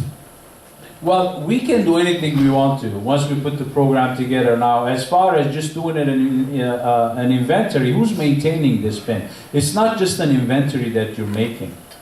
There are items in there that needs to be maintained. Now, if you're telling me in your neighborhood there's going to be volunteers that can assist us doing that, we'll absolutely look at it. That's not a problem, but I guarantee you 90% of the neighborhoods, they're not going to have that. Let me give you an example. For our department, I used to work at DOT, okay? I put 7 containers out there. I spent over $15,000 per container, okay? I handed out keys to the divisions. 3 months later, half the stuff were missing out of these containers. 3 months later, there were batteries, there were gas cans in them, there were expensive stuff. Generators in them. Would the volunteers be responsible for that?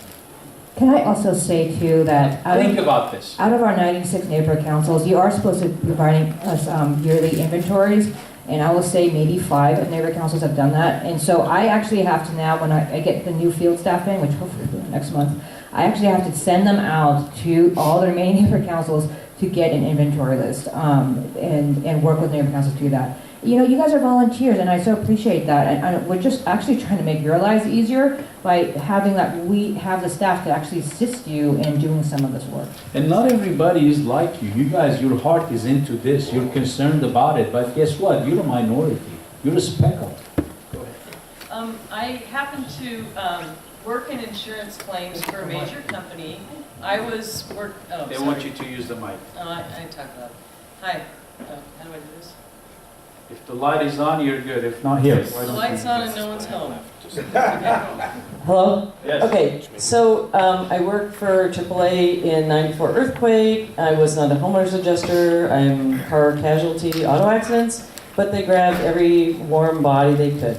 So in the Valley area, I know, especially with Bill's help, because of the '94 earthquake and the '71 Sylmar earthquake and all that, and fires in Porter Ranch, we are unusually prepared because we live in an area that, oh golly gee, let's have another, disaster. But I understand what you're saying. Like, let's say in some little hamlet next to Venice or something, they don't have floods or fires and windstorms and earthquakes and all that. I think the duty of the neighborhood council is to educate the constituents. And so what we did, we don't even need, we have like 10 people like me on every block in Porter Ranch. But my point is, if people like, say, me, and I lived in, Venice or whatever, near, I can't think of it, Culver, wherever. As a neighborhood council person, I go, hey, wait, I want one of those CERT guys to come and talk at our meeting. And once a year, we do have, I don't know if it's a CERT person or a fire department guy or Lucy Jones's clone, but at least once a year out of the 12 months, dedicate one little 45-minute lecture on your agenda for that. And that should be like a given, right?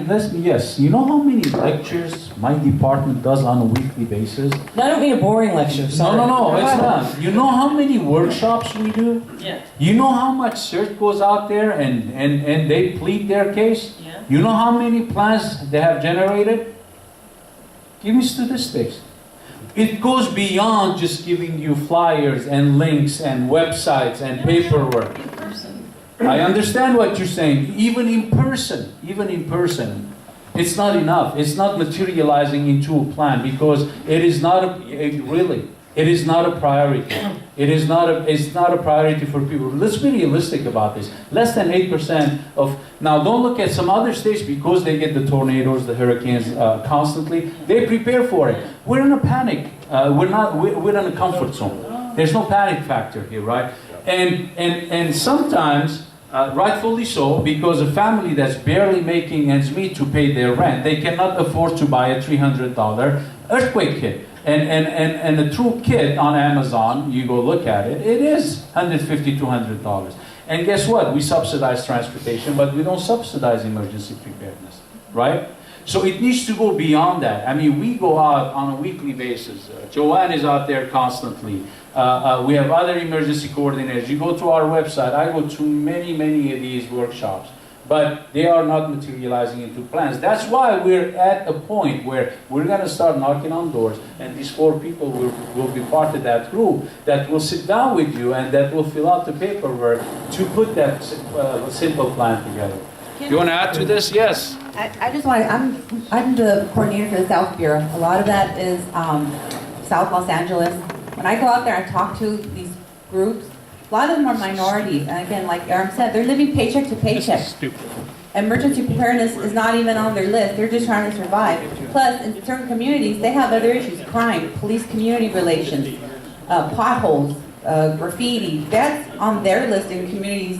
And it's like, preparedness? Yeah, that's nice to do, but right now, I'm just trying to live day to day. So when I talk to them, sometimes they're like, that's great, but they don't. And I tell them, you can buy a $200 kit. But I tell them, you can buy all this stuff at the 99-cent store. And I tell them, I go, you don't. We provide them a list of things to put in their kit, and I tell them, you don't, go to the 99-cent store, go to the Dollar Mart store. You don't have to spend a lot of money on this. Hopefully, knock on wood, we never have to use it. So, and I think my counterpart in the Valley, she's got some of like Sunland, Tahunga maybe, or some in the Van Nuys that, again, they have economically challenged. A lot of those people, like that's, it's a lot of the communities that are, they're getting into it, but it's trying to find those, hate to say it, but the alpha community members that really want to push it, because I've done community emergency preparedness workshops with block clubs, and sometimes the people are like, yeah, we want to do it, and then I never hear from them again. And then I knock on my, hey, oh yeah, we're going to do it, we'll come have you do this, and then, it wanes back and forth, and the best time when we get them is when there's a shaker. When we get these little shakers, then they're like, oh yeah, hey, we want it, and no problem, we'll go out there and talk to them. And I tell people, it's not just for earthquakes, it's for any emergency. We just had a wind event, there was wind, I'm sure, Port Ranch, I live out in Rancho Cucamonga, we had wind, my power went out. I have a cat that has to have raw food, and I thought, you know what? I couldn't open the refrigerator. I was afraid, I didn't know how long the power outage, so now that's stuck in my mind. How am I going to get I need to think of a way for, to have this raw food so it doesn't spoil in the refrigerator should it be a large event and my power goes out for weeks. Now that made me think, now it's another thing I got to think of. So anyways, that's my 2 cents. Right. We got it. Thank you, and Okay, so probably more of a comment than a question. I think the emergency bins are a great idea, but I also understand how people think, and it's important that people understand, and I think all of us do, what these are for. Maybe they'll have something that you wouldn't have on your own, a chainsaw or something you might need. But I think an important element of this, and what neighborhood councils can do, is provide the outreach to people that they understand they have to prepare. Nobody is doing it for them. That is not what these things are for. Please. You're hitting the nail on the head. That's what we need you to do. We need to get that message out and its importance out. I believe we had a gentleman here. He wanted to talk. He had his hand up for a while. Hi, Bob Gelfand, Coastal San Pedro Neighborhood Council in the Director City Watch LA. This alliance has been meeting for about a year now. And over the course of the year, one of the things I've learned is how impressive the preparation has been by a lot of government agencies. We've heard from Rec and Parks. I think we've heard a little bit from the school district. We've certainly heard from the emergency groups. They know what they're doing. We heard the sheriff. They know what they're doing, but the reason I started coming was I didn't know what I was doing. I live down in San Pedro, and for 10, 15 years I've been asking, everybody here in this room who's been here before has heard me say this, I keep asking, do we have a plan for evacuating San Pedro in the event that a ship starts leaking something toxic? Suppose, isothiocyanate starts leaking out of a ship. How do we get people out of San Pedro? Well, they claim they have a plan, but they won't tell us what it is. Okay, now my punchline here is I think the neighborhood council's function is to give advice and criticism where necessary. And so the neighborhood council position here is if the bins are necessary, the city should put the bins in. It's not the function of neighborhood council elected board members to go around and inspect the bins and count the number of diapers twice a year or whatever. It's to say, we need the bins if we need the bins. And it is to communicate to the city, we've been left out of the whole process. Nobody on my block knows where to go in the event of an earthquake knocking down city services. We know the LAPD is not going to be around. We know the fire department's not going to be around. Where are we going to go? San Pedro High School, White Furman Park, what?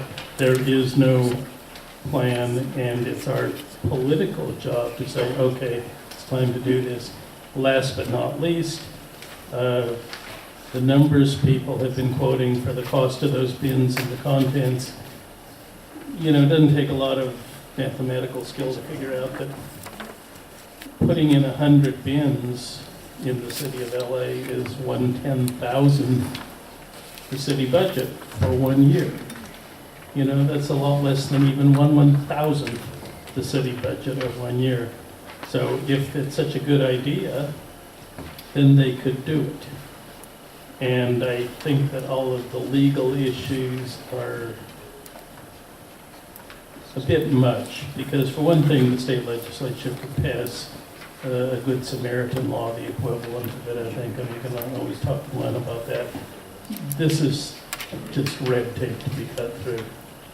I just want to get, and not to put you on the spot, to serve people in the back, because if you guys can touch on this one, these containers will be there for trained personnel to access and to have the equipment.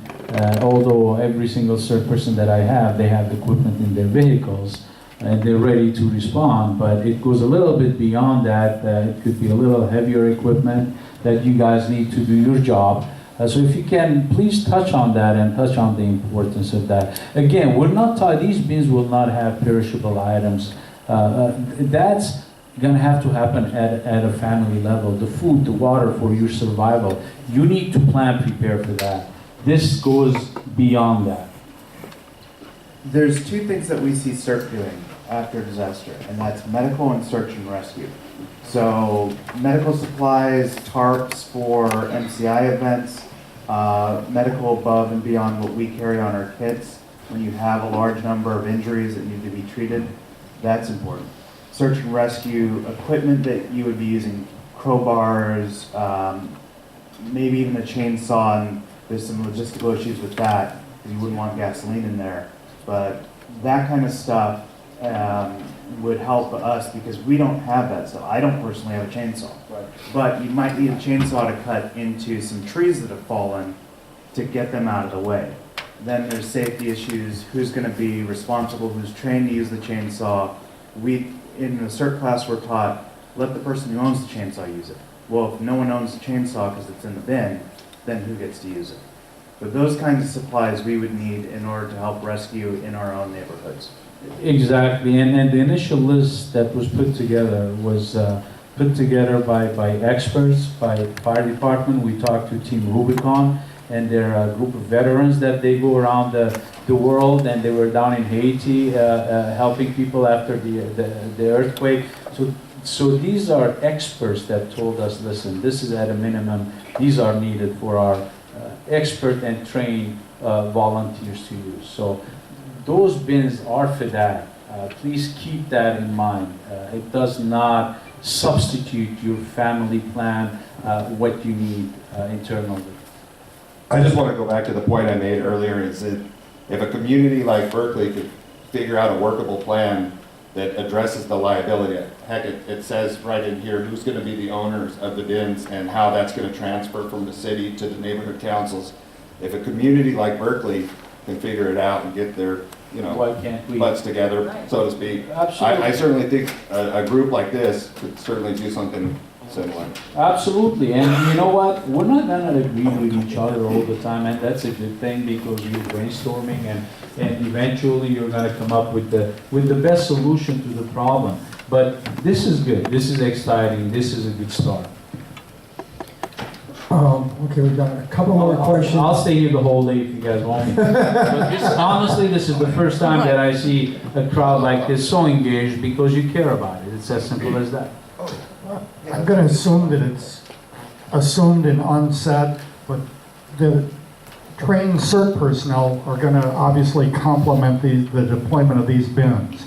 Right?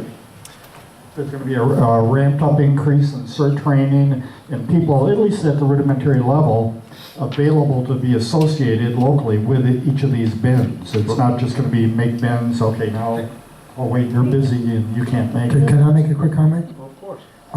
At the Emergency Management Board where I was, John Ignatzik was here, he's CERT, and for the life of me, the chief's name has just gone out of my head. Terrazas? Terrazas. Yes. He didn't know we existed. He ran that meeting. He didn't know we existed. And before he left, he told me that he and John would be getting a hold of me. They want to work with this group. They want to know what we're more about, and they want to help us, and they want us to help them. So that's important. And we met with him. I met with him after that on several occasions. Yeah, I know they had to run to that meeting. But this, just to make it clear also, these are not only CERT, also the fire department and police officers and even if you guys identify private paramedics in your neighborhoods, I think they should be part of it. So we need to put a structure together, but every person who's an expert that can attend professional first aid service should be on this because they might not be available either.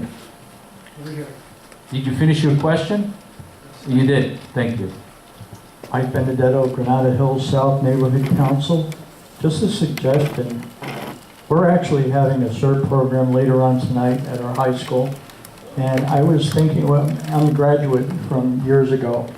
And I was just thinking that, you know, the fire department collects all the phone numbers and the email addresses of those graduates. But I think that the neighborhood councils should collect those as well and make that part, those contacts, of our emergency plan. That's given, of course. Of course. A lot It don't. should happen. Yes. It should happen. Just to go off on a tangent real quick, I put a website together that I hope you all will email and take part of.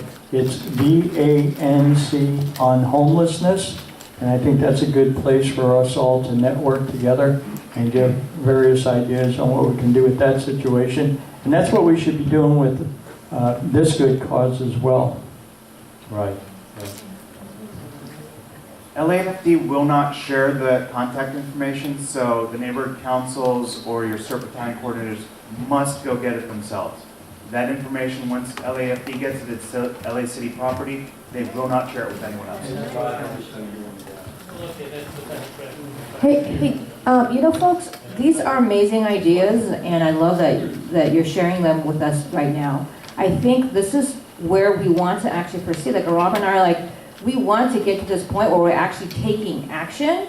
And the issue that we saw was our lack of staffing to get there. And our hope is that because neighborhood councils weigh in on the budget, if this is important to you and to your neighborhood council, that your neighborhood council will take action to weigh in on the budget on this matter. And if you have a different idea about how this should go, if your neighborhood council has a different idea, then please weigh in on it. We're just telling you how the resources that we would require to actually keep pushing this forward and to collaborate in this fashion to make this happen. Do you want us to write a letter?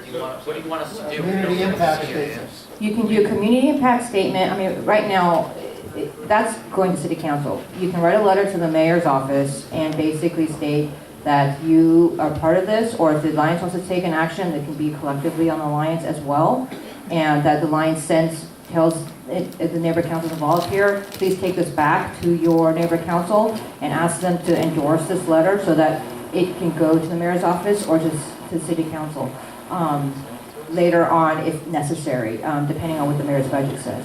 So that's the type of action that we're looking for right now so that we can actually really push us forward. And this, again, the reason why we're even here is because neighborhood councils asked for this, and we are trying to make this happen. So if you have any other questions on advocacy and that, Lynn is a great advocate, and he can answer that, and I'll be happy to as well. And okay, and then, so I think Greg should give the email address, the address at Berkeley, so every one of us can see that plan that Berkeley's doing. So he'll get the mic to be able to give us that. And I bet you everybody in this room has taken the Rate Your City Services thing, and if you haven't, shame on you. And I'll give you each one of these cards, and then you'll hand it off. But there is a survey that says, First Responders Survey. Go to your First Responders Survey. There are places to put comments. Put comments like the very thing we're talking about. So there's advocacy, and this is ahead of the mayor's budget. So hopefully you will speak, and the mayor will respond with his budget reflecting your need, your requests. Okay, I'm going to ask a question. I'm going to put myself out. I'm going to ask a question of the group here. If I can make an appointment, well, if you're available during the daytime, send me an email saying I'm either available or I will make myself available. Because if I can make an appointment with Zabo, I don't want to go there alone. Deputy mayor, okay, budget person. I don't want to go alone. I want to go with 3 or 4 or maybe 5 people from around the city that say, this is important to us, this is important to our stakeholders, we will support this, we want this in the mayor's budget, okay? So if you think that you might have time during the day, because that's when the deputy mayors are there, and maybe we won't get to meet with Zabo, maybe just his deputy, but I hope that we get to meet with him. Let me know, you got my email, send me an email and say, yes, this is where my neighborhood council is, and if I get enough, I'll pick a representative group from all over the city, I'll make an appointment, let you know when, and say, hi, let's go down there and bother him. If I go by myself, I'm one person, okay? And they're going to say, thank you, Commissioner, it's good of you to come. If I go down there with 5 people, they're going to pay attention, and they're going to say, hey, this is an organized group. So, you know. And don't forget the council offices. Oh, yeah. You need to go to your yeah. council office because they have a say in it. They're on the budget finance. Yeah, I mean, you know, what we hit him, then we'll go hit Krikorian. I don't care. We'll go bother all these people. Go bug Mitch Englander. He'll be hot behind you. So, okay. So the thing is, let me know. Go ahead. Hello? Yeah. First of all, I want to say thank you for being here, for doing the work that you do. You have hit the nail on the head. You can have thousands and thousands of meetings and talk and plan, but unless you go down to the family, go out into the streets, go out into the house, and that is the job that each one of the neighborhood councils has. You're supposed to represent the neighborhood you live in. I know that many of you have meetings. You get a dozen, maybe 2 dozen, 3 dozen people from that neighborhood. That is not the neighborhood. Most of the people are not getting this information. Until you walk those streets and you go to those houses, that's not going to happen. That's what we need to do. I worked with the Unified about 20 years, doing a lot of presentations. And, you know, those people that really need that information are not the ones that show up at the school. Until you go out to their houses and knock on their door and say, this is what you need to do, that's when you really make the difference. I'm so proud of you. And we approached the schools and we were told that, you know what, stay away, we have our own plan. And our question was, where is your plan? And we went to the child care community and we went to the faith-based community. The more we're doing this, and I'm being honest with you guys, our population is not prepared for the next major catastrophic disaster. We are not. We are in a comfort zone. So if you want to take one thing from this meeting, and I will challenge you, each one of you, go back and bring me a plan. The Jumpstart link is in the back. It's 5steps.la. It's a simple 5-pager. Find a neighborhood watch, find your apartment complex, and see if you can generate that one plan. And I will send my people to meet you at night or on weekends to do a workshop, to discuss it with you, to show you how to fill it out. See what we can do collectively. And then after we do that, let's create a force multiplier and identify leaders so in turn they can go out and do that too. This budget we're asking for is to do that. It's not just the bin. The bin is maybe 20-30% of it, but it's those 4 people that are going to be walking and at the streets, hitting the asphalt, knocking on doors, and helping you prepare those plans. And if some of you guys feel that that's being done already, please show me the plans. I would like to see them. To each neighborhood council write up a resolution in support of emergency preparedness and actually committing. I love that. Absolutely. I love that idea, yes. It's our job. Who do we address it to? Address it to me. Address it to me. It's our job to. What? It's our job to write the resolution, and we could certainly do it by next month. I mean, he's the expert right here. He can put it Yeah, together for okay, you here's guys. okay. We'll try and get this out. Yeah, we'll try and get out of jail. Please don't forget the 5steps.la. It's in the back. It's done. The number 5steps.la. Just type that in the URL, and you will get that form. As I was saying a minute ago to one of our CERT members, and I think it's something that we're going to be responsible for. And I know my own neighborhood, okay? People don't believe it's going to happen. Because they don't believe it's going to happen. They don't prepare, okay? Having dinner last night and talking a little bit about this, and the guy next to me looked at me and said, well, what am I going to charge my cell phone on? And I want to say to him, who cares? It's not going to work. You know? But they don't understand, and yes, you're right. Look at this Jumpstart. Go on EMDs. We had it discussed here. We had Jumpstart discussed here. And this was Aram's idea of scalability. In other words, okay, so you can't organize 30,000 people in the community. You can organize a square block or 2 square blocks or your condo or your neighborhood watch group. And each time you do one of those, after a while, 20,000, 30,000 people in your community are organized one way or another. And you've got a chain of people who can get together, who know how to contact each other, and that's the only way to do it, okay? Social media is wonderful. I've got a new neighborhood watch group in my area because we're getting killed by professional burglars up there, and they post on Facebook and expect everybody to read Facebook. But when I asked them at a meeting, in our last neighborhood council meeting where the area captain was there, how many people know how to contact the people on your block to ask them if that strange car parked in their driveway belongs there? 5 out of about 50 people raised their hands, okay? You can't depend on these wonderful devices. You've got to be able to know exactly how to contact your neighbor. It took me, folks, that's what Jumpstart works. It took me 8 months to do my community, and you guys see how active I am and how aggressive I am, right? It took me 8 months. I had people on my block tell me, I'll give you money, bring me food if there's an earthquake. so I mean, things like this, I'm being very honest, and we need to be truthful about this. And you're going to have the naysayers, but if we don't admit, it's like in AA, if you don't admit you're an alcoholic, you're never going to fix the problem. We need to admit that we're not prepared. And we are not prepared. Right now, if there's a major earthquake, I guarantee 60% of this room, except obviously the CERT and the firefighters, will not survive for more than 48 hours. You will be worried that the food in your fridge is going back. That should be your last worry when there's a major disaster.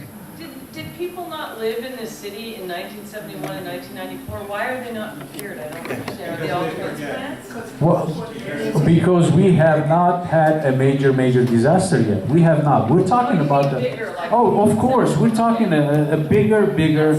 Yes. We also didn't have cell phones back then. We didn't have cell phones. We didn't have the communication. We didn't have the awareness. There was more of a community feeling at the time. Neighbors helped each other.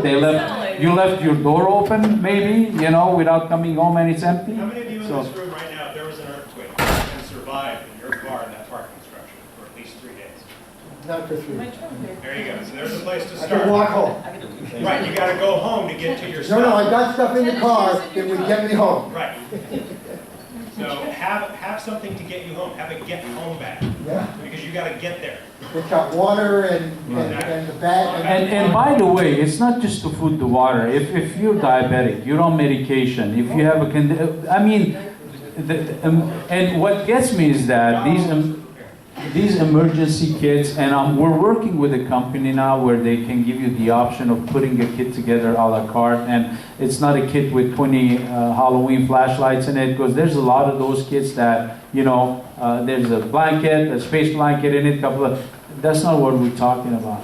So please, if you're going to take again one thing back, and I will challenge you, and you have my phone number, I'm 24/7 for you. Call me at any time. I will come to your community and help you put the plan together. Let's see if each one of you here can put a plan together within the next 2 months. When we do the plan, what are we supposed to like give it to you, or I don't know? Well, here's what we're doing. No, I want to touch on this one very quickly. Go to Jumpstart 5steps.la. Okay? There's the form, it tells you what to do, you will fill it out, you will print it, you can PDF it back, or you'll call us, we'll come to a workshop, we'll pick up the form from you. Now, it is being automated. It already translated to 6 languages, so in a couple of months you'll be able to fill out the form, and what we're doing is that you can tell your community members, give access to them, so you as the leader don't have to fill out all that information. Everybody can jump on this plan that you name it. They can put their information, and then at the end you can print the plan. And you can stop and get back to it. And what it's going to do, it's going to create matrices that will call us or text us that this community, they're at this step, and then it's not moving forward, see if you can help them. So we'll call you, see if we can offer you help. And one more thing, if you want the personal In a couple of information, months. But right now you can fill that out. if that's your personal information, you can redact that and then Yeah. send that to us so that, a lot of people are like, oh, big brother. You can redact that information and then send us the information that, your plan with the redacted information. I'm glad you brought this up because it's been a big issue. I'm not going to give government my information, where I live, my name. Fine. Well, fine. We don't want that information. Honestly, we just want to make sure that you are prepared to survive, period. That's all we want to know. That's all we want to help you do, including the bins in your neighborhoods, so the trainers, the professionals, the fire department can get to you. And also too, with the plan, the next step is to exercise it. I mean, you need to maybe once a year just take it out and then, exercise it, because it's not going to do you any good if you don't exercise your plan. And we will help you do that. Where your pitfalls are at, where your gaps are, that would be the best way, and your community would be the best, you know your plan. And I will say too, Ron brought up a great point, that having it available in different languages. I know that you guys are reaching out to communities. How many are you reaching out to the communities that do not speak English? And there's a big majority of those populations. You'll see, if you're wondering what the contractual services, the 10,000, there is about, it's about actually translation, having translation. And I know EMD didn't even have funds to translate Jumpstart.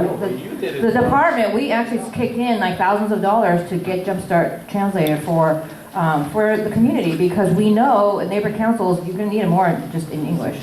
Do you have it in Korean? Yes. I think, yeah, that was one of the languages, Yeah. Korean, Spanish, Armenian. Yeah, Armenian, we did one. Yes. And we'll expand on that, trust me. We're here to work for you guys. We're here to push it forward. We're truly dedicated to this cause. We need your help. We can't do it without you. We have an energized group? Yeah. We need to know how to get the Berkeley thing. I don't have the actual, well, there's 2 ways you could get it. One is just do a Google search for City of Berkeley Community Emergency Supply Program. Let me see if I still have it on my phone. Or if you want to go to the actual website, go to www.ci.berkeley, berkeley.ca.us. Can you email us that link? Just email And us. we'll send it to everybody. I'm on the computer, can you finish it? Okay. www.ci.berkeley.ca.us/disaster caches. And then once you go into that, there's an application. I think the application is the most relevant part, because once you click that application, it's a PDF file and you can print it out yourself. But, Hey, if you want to, send that to me and I will certainly. broadcast. I'll send- So I just want to confirm next step. So Len and Bob, you guys will maybe put together something that the Alliance can look at in terms of support of and adopt. And once you guys adopt at your next meeting, they could, or if your neighbor council wants to take it on early, you can, once you get the language, you can do that in your next meetings. But the Alliance can adopt it and then send it back out to your neighbor councils. And I would like to know, I'm serious, send me an email if you think you'd be available during the daytime to come downtown and meet with the deputy mayor, because we'll send a bus. Listen, I'd love to take 40 people, but 5 is probably the limit. So just send it to me and we'll go on in and discuss this, because I think he's actually, isn't he going to Link in February? I think he might be at the Link. well, that's next Saturday. Next Saturday, he might already be at the Link. So Yeah, well, maybe I'll bring it up to him cause. there, but I would like to go and sit down and actually talk to him and take that page with me and say, here it is, guys. This is what we need in the budget. So if you can, send me an email. I'll get a representative from around the city and we'll go with that. We really, really need that. What's your email? You can send it to, the easy way is Commissioner Lynn Schaefer, and that's SHAFFER @gmail, or if you want to, it's Leonard.Schaefer, SHAFFER @lacity.org. Either one of those will get to me. That's one of my multitude. But the easiest one to remember is Commissioner Len Schaefer. But just remember, SHAFFER, no C, okay? And that Gmail, and that'll get to me. And then we'll take care of it from there. So, yeah. All right. Any more questions? If not, we won't agree 10 till noon. It's now.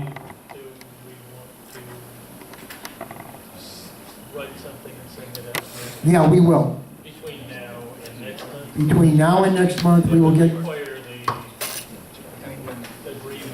No, when we come back, we'll present it to the group. When we come back, we'll present, then we'll get it out to every council. The one thing I'd like is that everybody who's here today and signed up, I'd love to have you come back next month, okay? This is a great, energized group. I would just say, if you want to take action now, Yeah, okay. I would take action now because of the time you guys meet at the end of March. You're right. And the time. No, February. February. There's still, like only about a month left. Okay.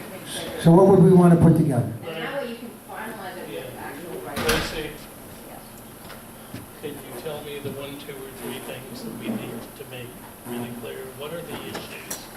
Because I can write one right now. It starts out with NC EPA that says, or the blank neighborhood council advises, Right. suggests, requests. Yeah, that's, I don't know if you want to do that, like, because the neighborhood councils. We'll do the whereas later. As later, all right. So that's the mayor supports the budget, the departmental budget request of the department, neighbor empowerment, and management department. That in order to have a cohesive citywide. Okay, basically, we want as neighborhood councils to support your $192,000. But you also should say that neighbor councils should be involved in the citywide emergency. And this organization, through the leadership. Correct.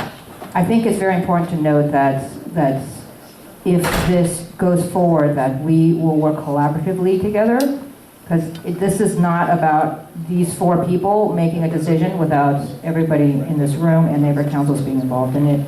We're going to do the vote. Yep.